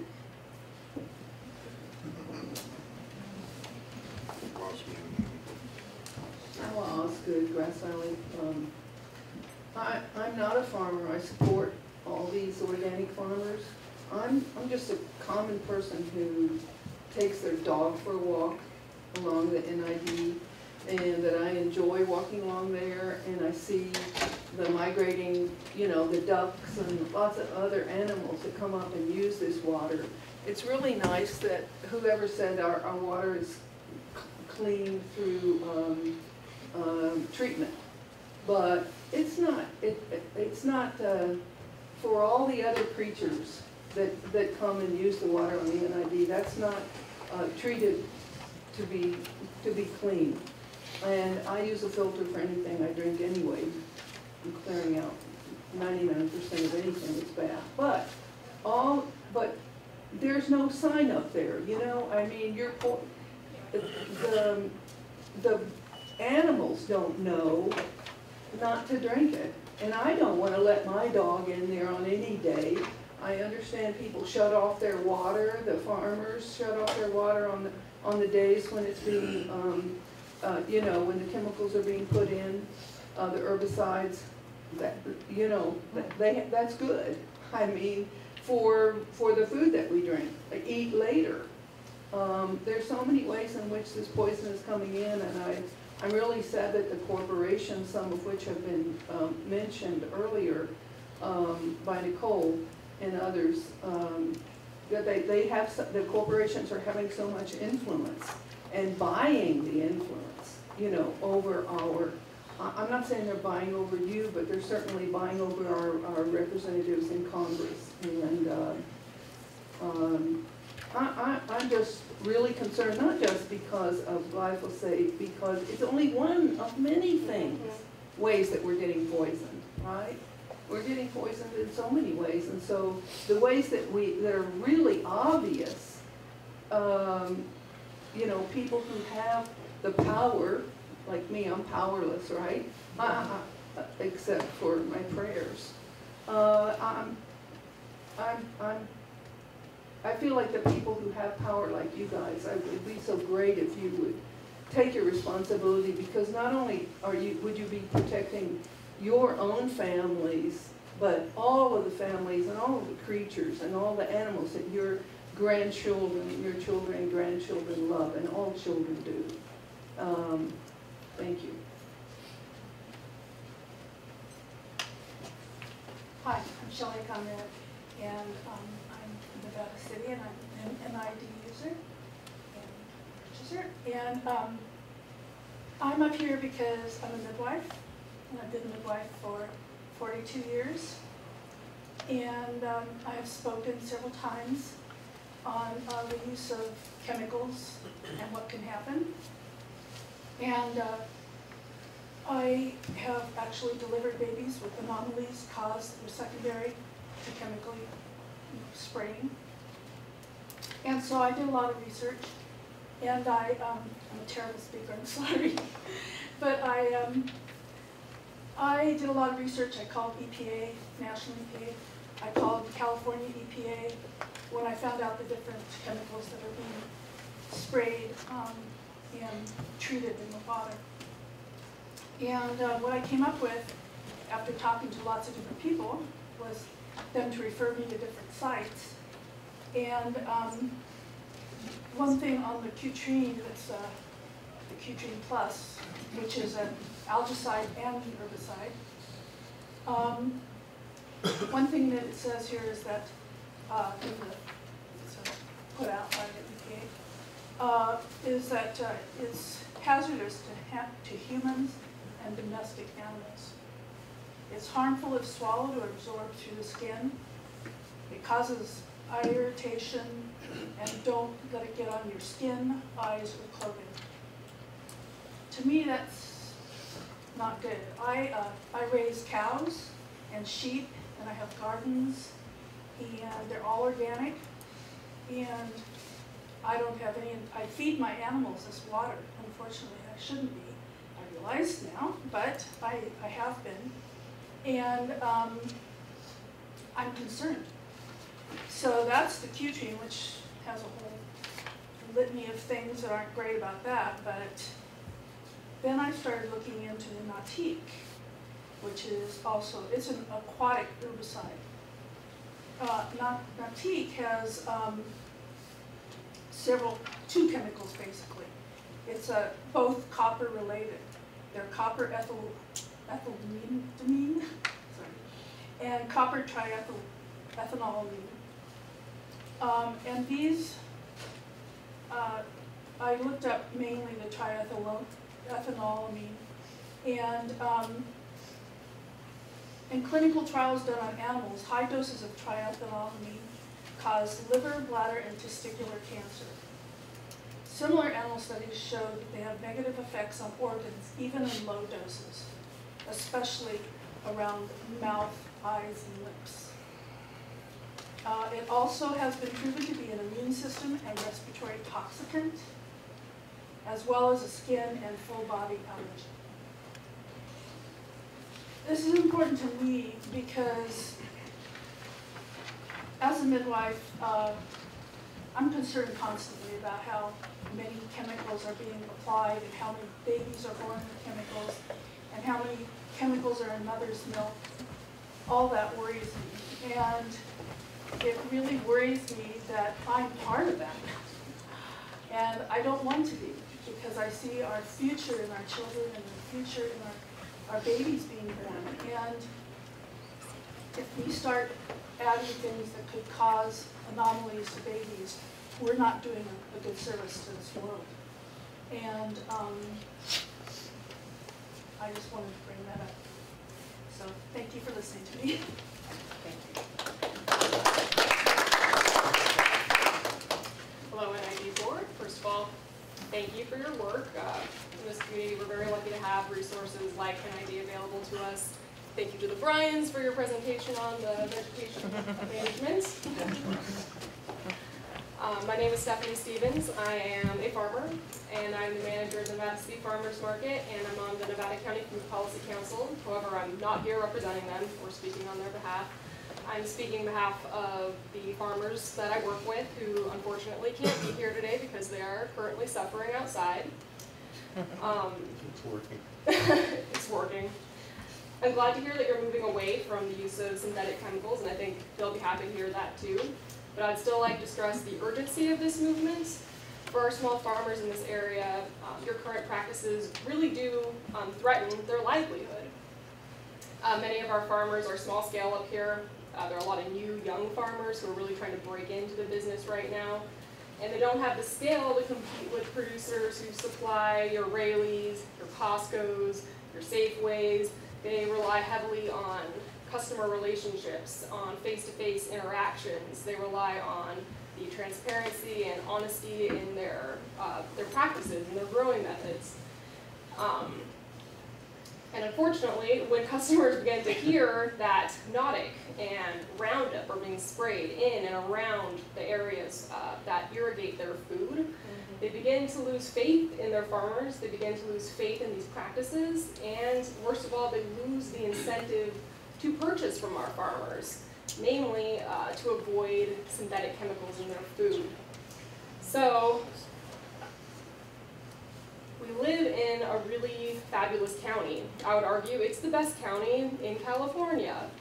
And it's largely due to our bucolic atmosphere, our agricultural roots, and we're really threatening those values and what makes our community great when we don't listen to the needs of our small farmers, and we don't really look into alternative methods of managing vegetation in our irrigation systems that support them, that support their needs. And if we don't, we're going to lose them. And I think it's important to know that you're going to lose a very large customer base for NID as well. Farmers, producers, ranchers. And worst of all, we'll lose what, in my completely unbiased opinion, makes Nevada County great. So, thank you. Are you certified organic? What was that? Are you certified No, organic? this is my first year, but I use organic methods, and I hope to be Are you certified. registered organic? No, next year hopefully. Okay. Hi, thank you. My name's Mielle, and I'm a mother. I've been a daughter here who's been watching our meeting. And I also manage a CSA for Mountain Bounty Farm, a farm of 20 years up on the ridge. And I also participate in the Nevada County Food Policy Council, and again, also not representing any of those except for myself as a mother and a concerned citizen. Let's see. So, you know, I'm thrilled actually that this is on the agenda for you guys, that you're looking at this, because it's what's coming up right now. You know, this Roundup has just been announced as a, you know, recognized as a carcinogen, which many of us who have been following it have known for ever that it is. And I want to point to the mission. You know, a mission statement is the headlight for an organization, and your mission statement demands that you're a good steward of your watershed. Pouring a known carcinogen into your watershed is not stewarding properly, okay? It also calls that you conserve resources. One of those resources is money, right? And I appreciate what you say, like this is a fiscal issue for your organization. On that note, I want to call us to a broader vision of what our money can be used for. You know, when we go to buy a car, we might make a choice to buy a car that costs more because it will last longer, because it has some quality that we believe in and that we want to have. And leaving a legacy of poisoned earth and water for our children is not worth cutting costs. We can afford to figure out how to redistribute resources, and I would love to be a part of your working group. I think that that's an incredible idea, and there's got to be a way to prioritize paying more for a more responsible solution. Goats sound great. Labor sounds fantastic in an area where we need jobs. I know it costs more, but there's got to be a way to redistribute resources and figure it out, and it's worth it. Let's see. Pardon me, I just want to make sure I get all the points in that I've been thinking about.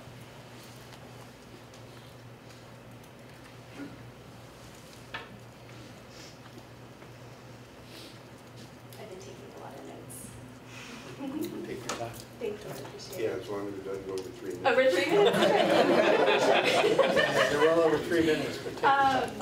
Yeah, you know, I want to point out that I walk the ditches with my daughter. She goes to the NCSA school, and there's a beautiful ditch that we park at the bottom of the campus and walk every day, you know, along this creek. And there's things growing there that might look like food to a child, that look like water to animals.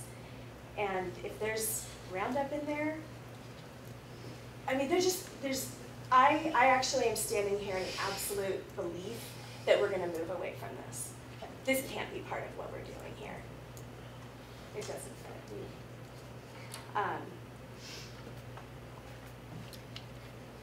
That might just be my point. Thank you. Thank you, Mountain Bounty Farm, we're subscribers. Oh, good. Well, I'm not representing them, but thank you, yeah. And that's Marin LaFleur's Grass Valley. That's a really good comparison with this cost analysis thing, because if you're a subscriber to a CSA, you might think that you're spending more for your vegetables. But what do you compare it to? Do you compare it to Raley's Vegetables? Or any supermarket, not to impugn Raley's, but any supermarket that trucks its vegetables in from who knows how many miles, and we're paying a huge fossil fuel cost in our food. We don't know what's going into our food, whereas with a local farm, we know exactly where it's coming from. We pick that morning when we pick up our box. So cost is very relative. I agree totally with that. That we're not short-sighted when we look at costs. and we're not cheap when we consider human value. So I wanted to recommend a resource for your working group looking for alternatives, Bioneers. Their slogan is "Revolution from the Heart of Nature," and that's what they're all about. They're all about alternatives that teach us how to operate within nature with nature's methods and systems. Bioneers, great resource. And now I have another suggestion that it's a little bit crazy, but I'm going to preface it with a story. There was a truck that was attempting to get through a tunnel. The truck was too tall for the tunnel, but the driver didn't know it, so he got stuck. And everyone was scratching their heads trying to figure out how to get this truck out of this tunnel. And a young woman comes up and she says, "Let some air out of the tires." And that's how they got the truck out. So here's my suggestion with that preference. Wheat cloth on the berms.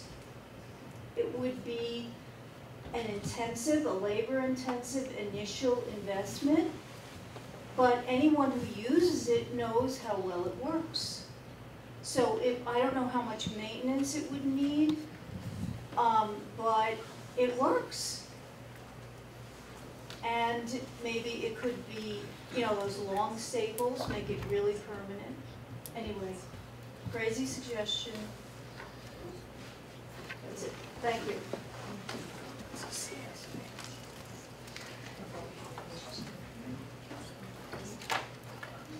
Hello, my name is Chris Jones. I'm actually an NID customer and local resident. I want to thank you for allowing the public comment on this topic. I also want to say too that many of us are aware that our ecosystem is comprised of complex relationships between animals and plants. I don't think anybody would argue that. And I'm also happy to know that the board wants to move away from chemical use to treat NID water, but the urgency to end this practice can't be overstated right now. I have kids, I have a family. The place where I live, there's lots of animals that share that ecosystem that I live in. Bears, mountain lions, skunks, all these, these different things that Mike Bowser mentioned. And personally, I want to know more about how runoff from the canals also affects the surrounding creeks and rivers. Copper compounds that are used in the algicides. Copper typically bioaccumulates in tissues. And how is that, maybe not humans, because humans aren't drinking the NID water for the most part, I think. But how does that affect wildlife and even things like salmon and fish? Bioaccumulation of copper in their tissues. So I'd like to know more about that, have that explored more.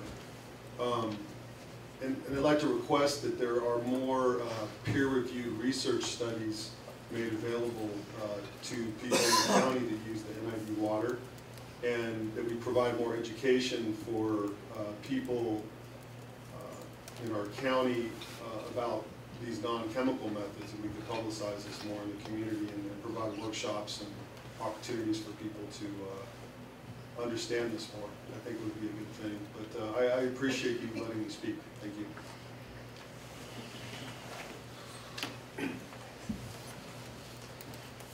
Hello, thank you very much for all that you're doing. Board, my name is Gary Griffith. I'm a NID customer in District 2. I also am a public school teacher. I teach 5th grade at the Nevada City School of the Arts. And I think it's Miel who caused me to stand here at this moment, because the School of the Arts is a school that's on a very large property that actually has more than a mile of NID ditch going through it. And the ditch is our source of water. We have a very sophisticated water purification system that's a legacy of the Grass Valley group, the group that was there before. So over the years that I've taught there, 18 years, it has continually, repeatedly been a concern of parents and teachers, the administration of pesticides and various ways that the ditches are maintained. I think we have great respect for NID, and we recognize the benefits it gives to our school and to the community, but it's this unresolved issue that I think at this point for our school is probably going to become more important to us because we've previously been tenants of the school property, and recently we were able to purchase that property.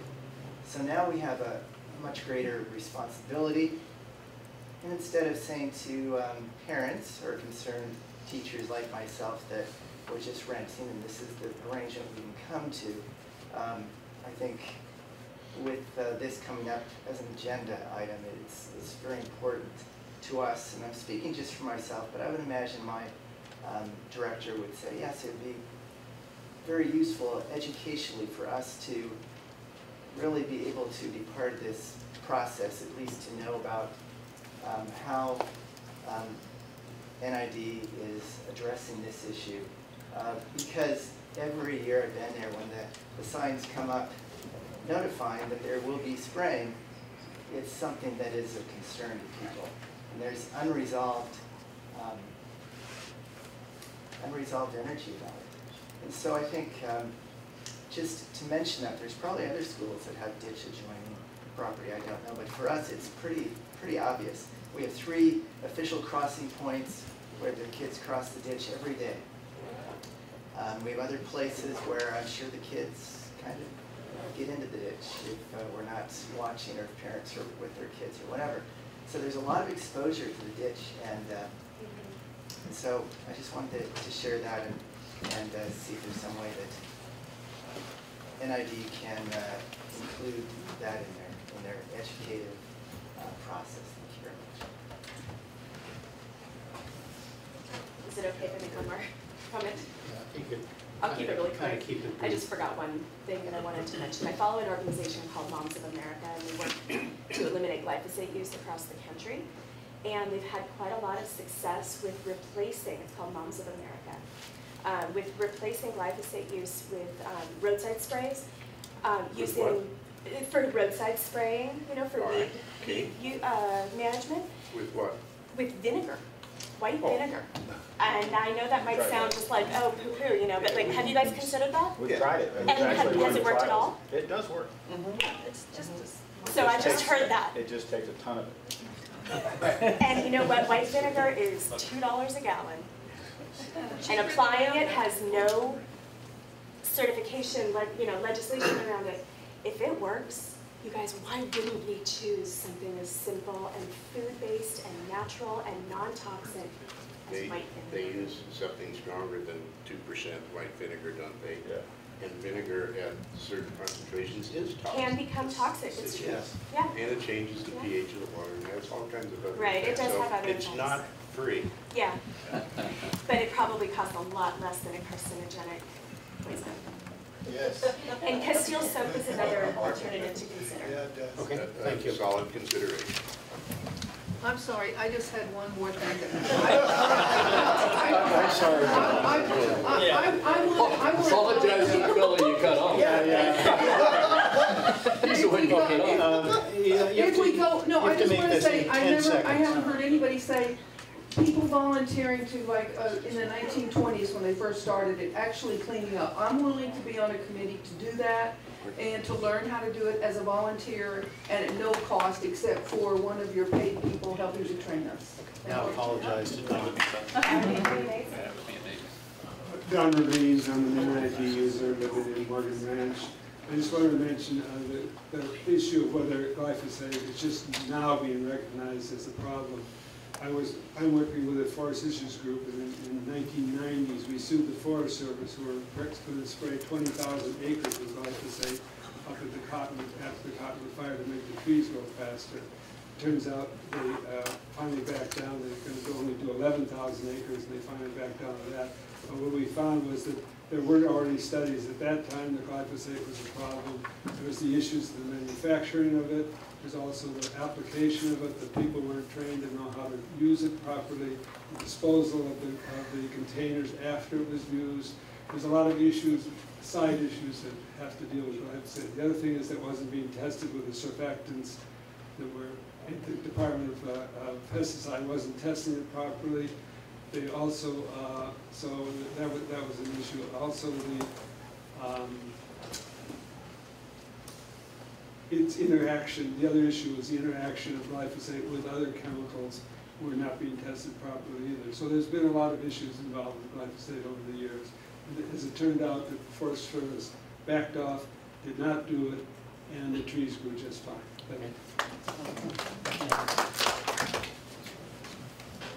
Sid Brown, Nevada City.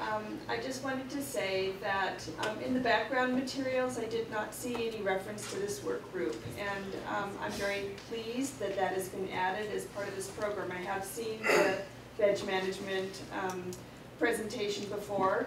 I would like to also add that the tarping costs don't seem to be clearly defined or considered. And also that it is talking about, the charts talked about veg management when I think they were really talking about herbicide application.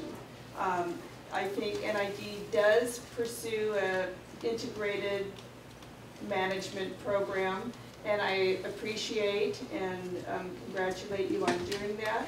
I think you're not surprised at the public concern and interest with respect to herbicide and pesticide application. The application of chemicals to our water supply. I'm sure it's no surprise to you about the Nevada County pride and protective concerns with regard to organic farm applications. I took it upon myself to personally approach several of the local young farmers who are, again, unable to come here today. Stephanie referred to them as a group, and I appreciate her comments. And to a person, they were all concerned. They recognized the publication of the calendar of when applications are going to be made to the water. However, there seems to be concern and uncertainty about how long those materials stay in the water, and as the materials disperse, what they do, where they attach in eddies and on other vegetation. So I just encourage you to go away from the easy, cheaper way and pursue a better, more informed and sustainable approach to your vegetation. I would also like to say that bare ground is not necessarily, should it be your objective. And so when we're considering what the objective is it low maintenance, or is it something that kind of can be sustainable? So having your berms completely bare of anything may not be the approach that you'd want to take. Thank you for your time. Richard Thomas, a raw water customer above Nevada City. We are not small farmers, but we are big gardeners like a lot of people in the county. And we have a very small orchard too, so we appreciate the delivery of water. The other item was you're moving in the right direction with the working group. Absolutely right on, good work. Finally, and Sid stole my little bit of thunder on this, but on this summary page for vegetation control, the first three items simply say vegetation management aquatic only, second one vegetation management terrestrial only, vegetation management includes both are listed, then it says goats, steam machines, and hand machine cleaning. Those first three all are mislabeled. Those are chemical vegetation management, the first three, and I mentioned that to Brian just now, and I'm sure that will get corrected. Thank you. Didn't mean to steal it, Richard. I spoke earlier at this meeting. I said good morning. Now I get to say good afternoon, board members. I'm Bob Brandstrom from Grass Valley, and I want to take a slightly different tack on this. As a community activist, one of my big issues is the importance of public agencies engaging the public. And I want to make some process observations here. The first one is, I thought this was a fantastic presentation, and I really want to compliment the staff for making an informative and concise PowerPoint presentation. It was very well done, so thank you. It's important to inform the public. It's important to hold hearings like this where people can speak. And I would also like to second our last speaker. It's so important to have community advisory groups, community hearings, whether it's at a Grange meeting or whatever, to get input from the public. And I'm absolutely delighted that that is built into this process. So thank you for that as well.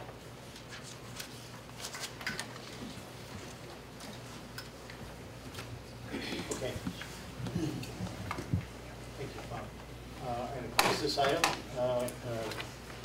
lost my agenda, so what's next? General Manager report. General Manager report. Oh, thank you, Scott.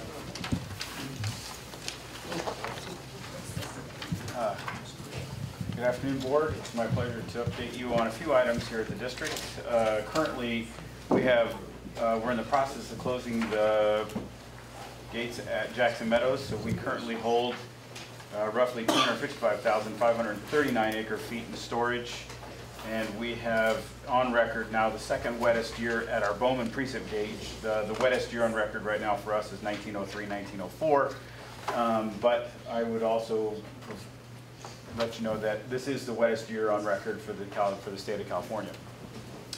Also, you may have heard from your constituents that there was a billing anomaly that just recently occurred where the people that paid ahead and took the 5% discount. This is a latent issue in our billing software. It's happened year over year. Aurora and her crew are trying to catch as many as they can, but there are certain customers that have received a bill for that 5%. All they need to do is call in, let Aurora know, and the account will be corrected. The nasty letter was unnecessary. Yeah. Forwarded a nasty letter. Okay. Another item is that staff is beginning to work on the 2018 budget, so we will start seeing those in committee in August and September. Just so that you're aware, you'll start seeing those. I had the pleasure of going with a few of the board members on the Nevada County Ag Tour. Unfortunately, today is the Placer County Ag Tour. That's why Greg Jones, our AGM, and certain other staff members are not here. They're down. And Will has given himself to the full board and attended, and he wants to go. But it was a really great opportunity to go and talk to the ag community and be a part of that event, and I think it went really well. I'd also like to let you know that I've been meeting the Forest Service ranger here, Ellie Ilano, to talk about ways that the district and the Forest Service can work together on items at English Meadow, where we're doing meadow restoration work, and on Bowman Road, which got completely destroyed this winter, and also on Canyon Creek Crossing and a couple other things. But and some federal legislation. We're very concerned about the current federal government's decision to start to remove funding for the Forest Service, regardless of what it does with the money. If it doesn't have any money, it can't do anything. And so cutting their maintenance budget by 75% is just unbelievable, given partly that NID utilizes a number of those roads, and we have agreements with the Forest Service to maintain those roads. So it's very important for us to try to work with our legislative group and try to put some of the money back into that. The South Yuba Canal is in service. I went out there last week to go look at it. It has been tested and is operating normally. What else do I have? That was the hillside excavation? Yes, so that was the replacement of a little over 1,000 feet of, almost up to 1,000 feet? 250. Okay. 250 feet. Times 4 is 1,000. About 25,000 cubic yards of dirt. There you go. It was a big deal. PG&E spent a lot of money putting this back on the hill for us, and we're operational again. And I appreciate everybody in the community that backed away from their water deliveries a little bit to give us a little bit of space on our canal system. What kind of facility is it? Concrete or it's now flume? Box flume, wood block flume. What wood box? So it went from a metal bridge section to a wood box flume section. Just close to the ground. Right on the ground. Okay. So the part that we like best about the whole thing is that they cut back into the hillside until they had a rock shelf to build on. So that'll help us in the future as we acquire that facility over the next few years. just so that you guys are up to speed on, I've asked staff, I guess this also speaks to our federal package, is the stepping away from the Paris Climate Agreement is a real problem for us, as staff believes, and so staff is currently working to take the Paris Agreement apart and to find those sections that are relevant to us at the district and start to prepare resolutions to bind the district to the agreement as well as to the California Climate Action Plan, which is currently being developed and we should have out shortly.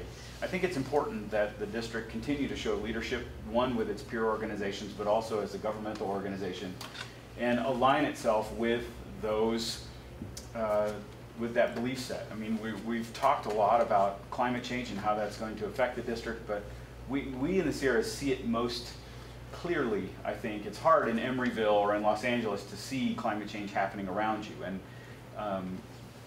for those of us here in the Sierras, essentially the root of 60% of the water that the state receives, it's really important for us to show the leadership. And I think that there are sections of the accord or the agreement that are relevant to us here at the district that make sense for us to try to connect ourselves to, but also the California Climate Action Plan, as soon as that comes out, clearly we'll be bound to it. But there are parts of it where we can start taking steps and initiative to move forward in that area.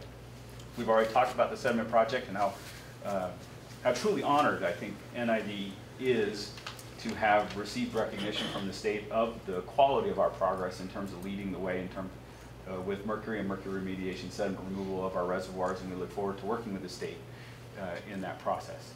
A couple hairy items. Currently the Rock Creek Intertie project down at the North Auburn treatment plant, we've been banging away.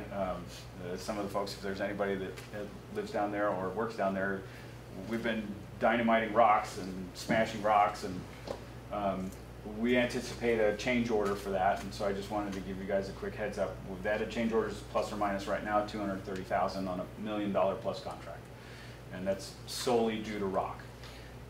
We're also working again on Table Meadows, so Tykert's redeployed there, so we're looking forward to finishing that pipeline project out. The contractor, we also have contractors beginning work, is it Hanson at Maven? Yes. So Hanson Brothers is now working out at Maven, so this has been a legacy programmatic project, and so this is the first step of the Maven Canal project. We're also working with the Golden Oaks folks at Lodestar to try to close up that project. We have some road issues out there that we'll need to work on. We've also received bids on the Willow Creek project, which was our obligation for the tax sharing agreement with Placer County. That bid came in a little bit higher than the $500,000 that we have currently budgeted.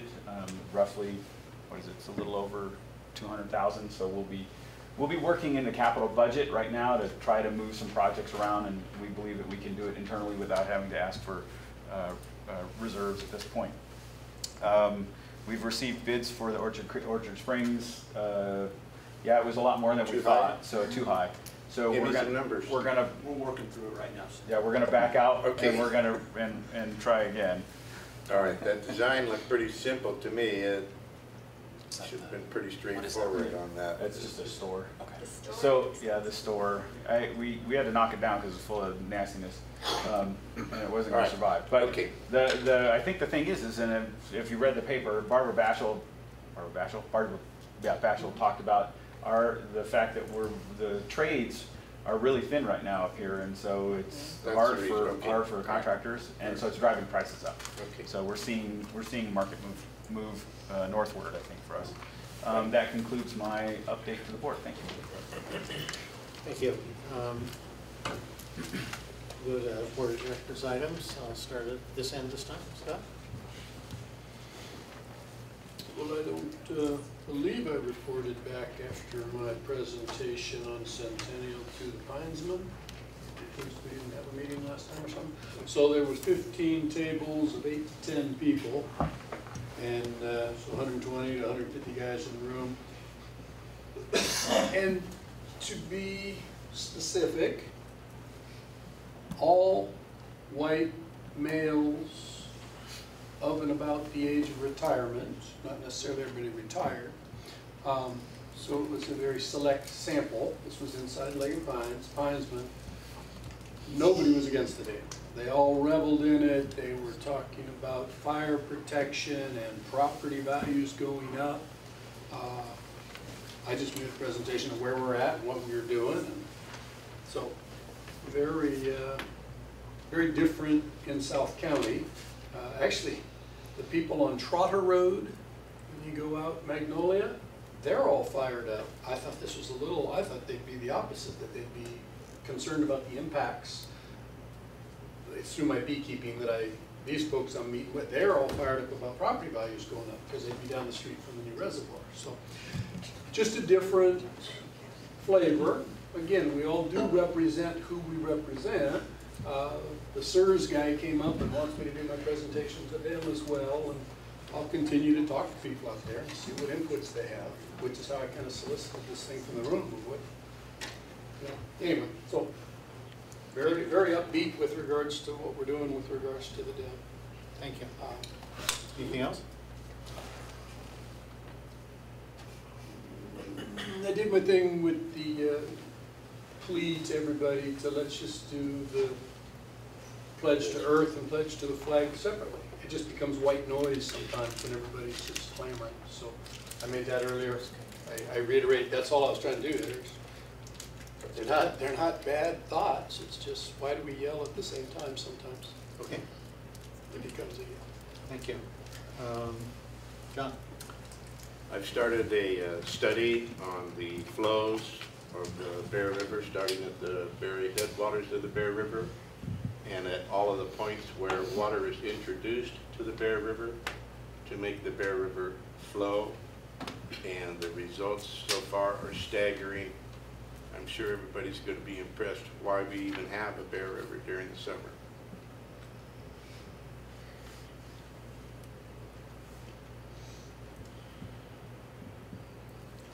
You're keeping us tantalized for a It's future gonna, report, it sounds like. It's just going to blow you out of the water. I'll help you with that. Okay, thanks. Flip over to Nancy. I went to the Farm Bureau tour along with Will and Nick, and it was fantastic. From alpacas to wine, really well done day. I also represented NID at on Memorial Day Saturday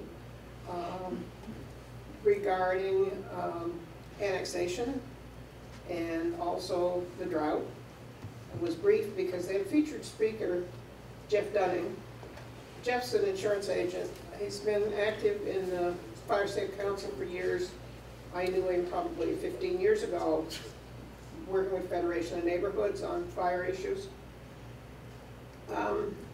He said that in the rating, the difficulty, let me preface this, there's a difficulty now in getting fire insurance or keeping fire insurance in the heavily wooded areas in Nevada County. And that's the area that I represent. There are other areas that might fall within that description.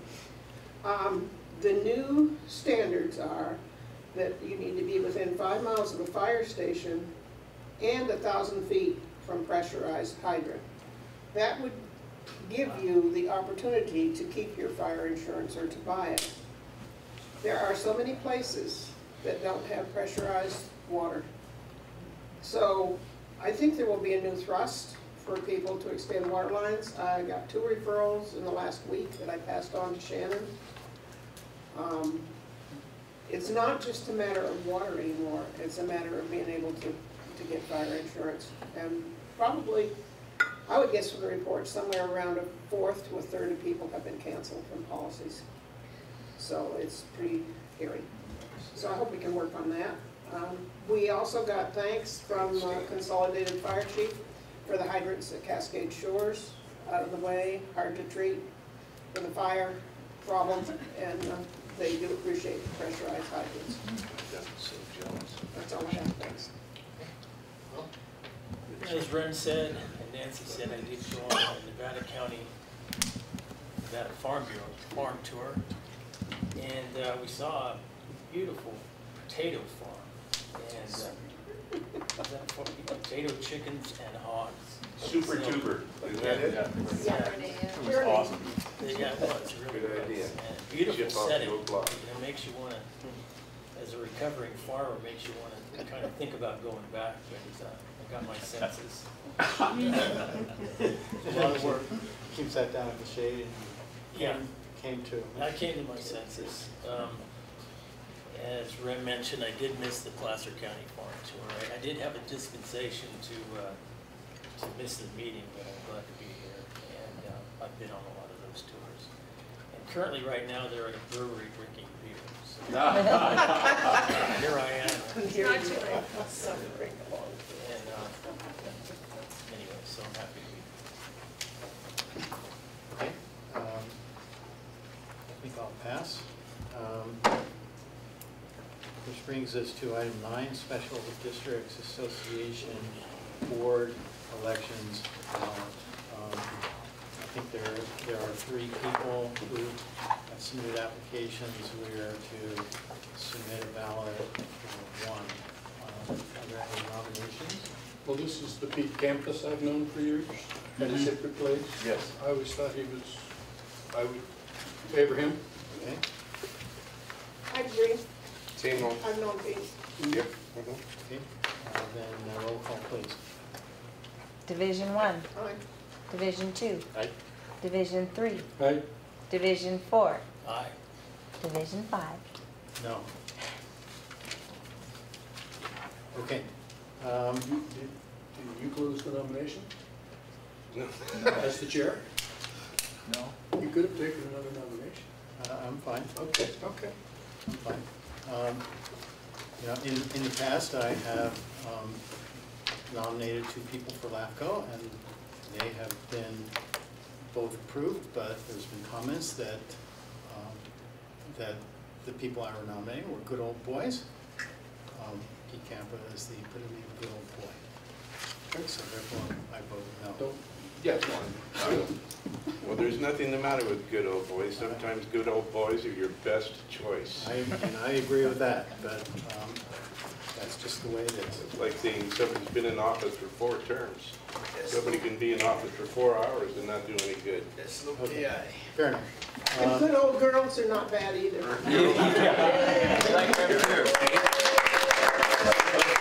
Example right there. Okay. Take any comment on items to be discussed in closed session? Yes, indeed. I saw Ricky. You saw me just ready to pounce? Tensing and Thank you. ready to spring, so I figured I would give her. Thank you. So good afternoon, board and staff and the folks who are left. Hi, I'm Ricky, live in Grass Valley. You know, I noticed on closed session you have once again property acquisition, and I wanted to speak to that, and I'll make this brief. When I attended the last board meeting on May 24th, I talked about my deep concern about this. I wrote an op-ed. I'm sure some of you may have seen that. For everybody's knowledge, the 2 properties on today's closed session are in the proposed dam inundation area, and their value is about another $1.5 million in taxpayer funds to purchase people's homes before any permits are issued, any environmental analysis is complete, and before any actual costs are known. The total that NID will have spent for private property acquisitions in the dam zone will soon exceed $6 million. I feel like this is really irresponsible.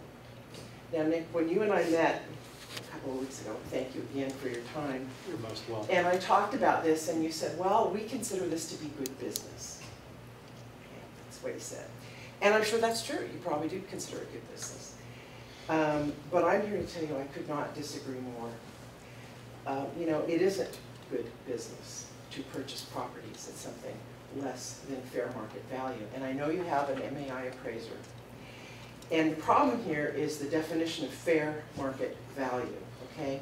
So fair market value by everybody in the United States, there's all these associations that come up with the definition, and it is defined as an arm's length transaction between a willing buyer and a willing seller after the property is exposed on the market for a reasonable length of time.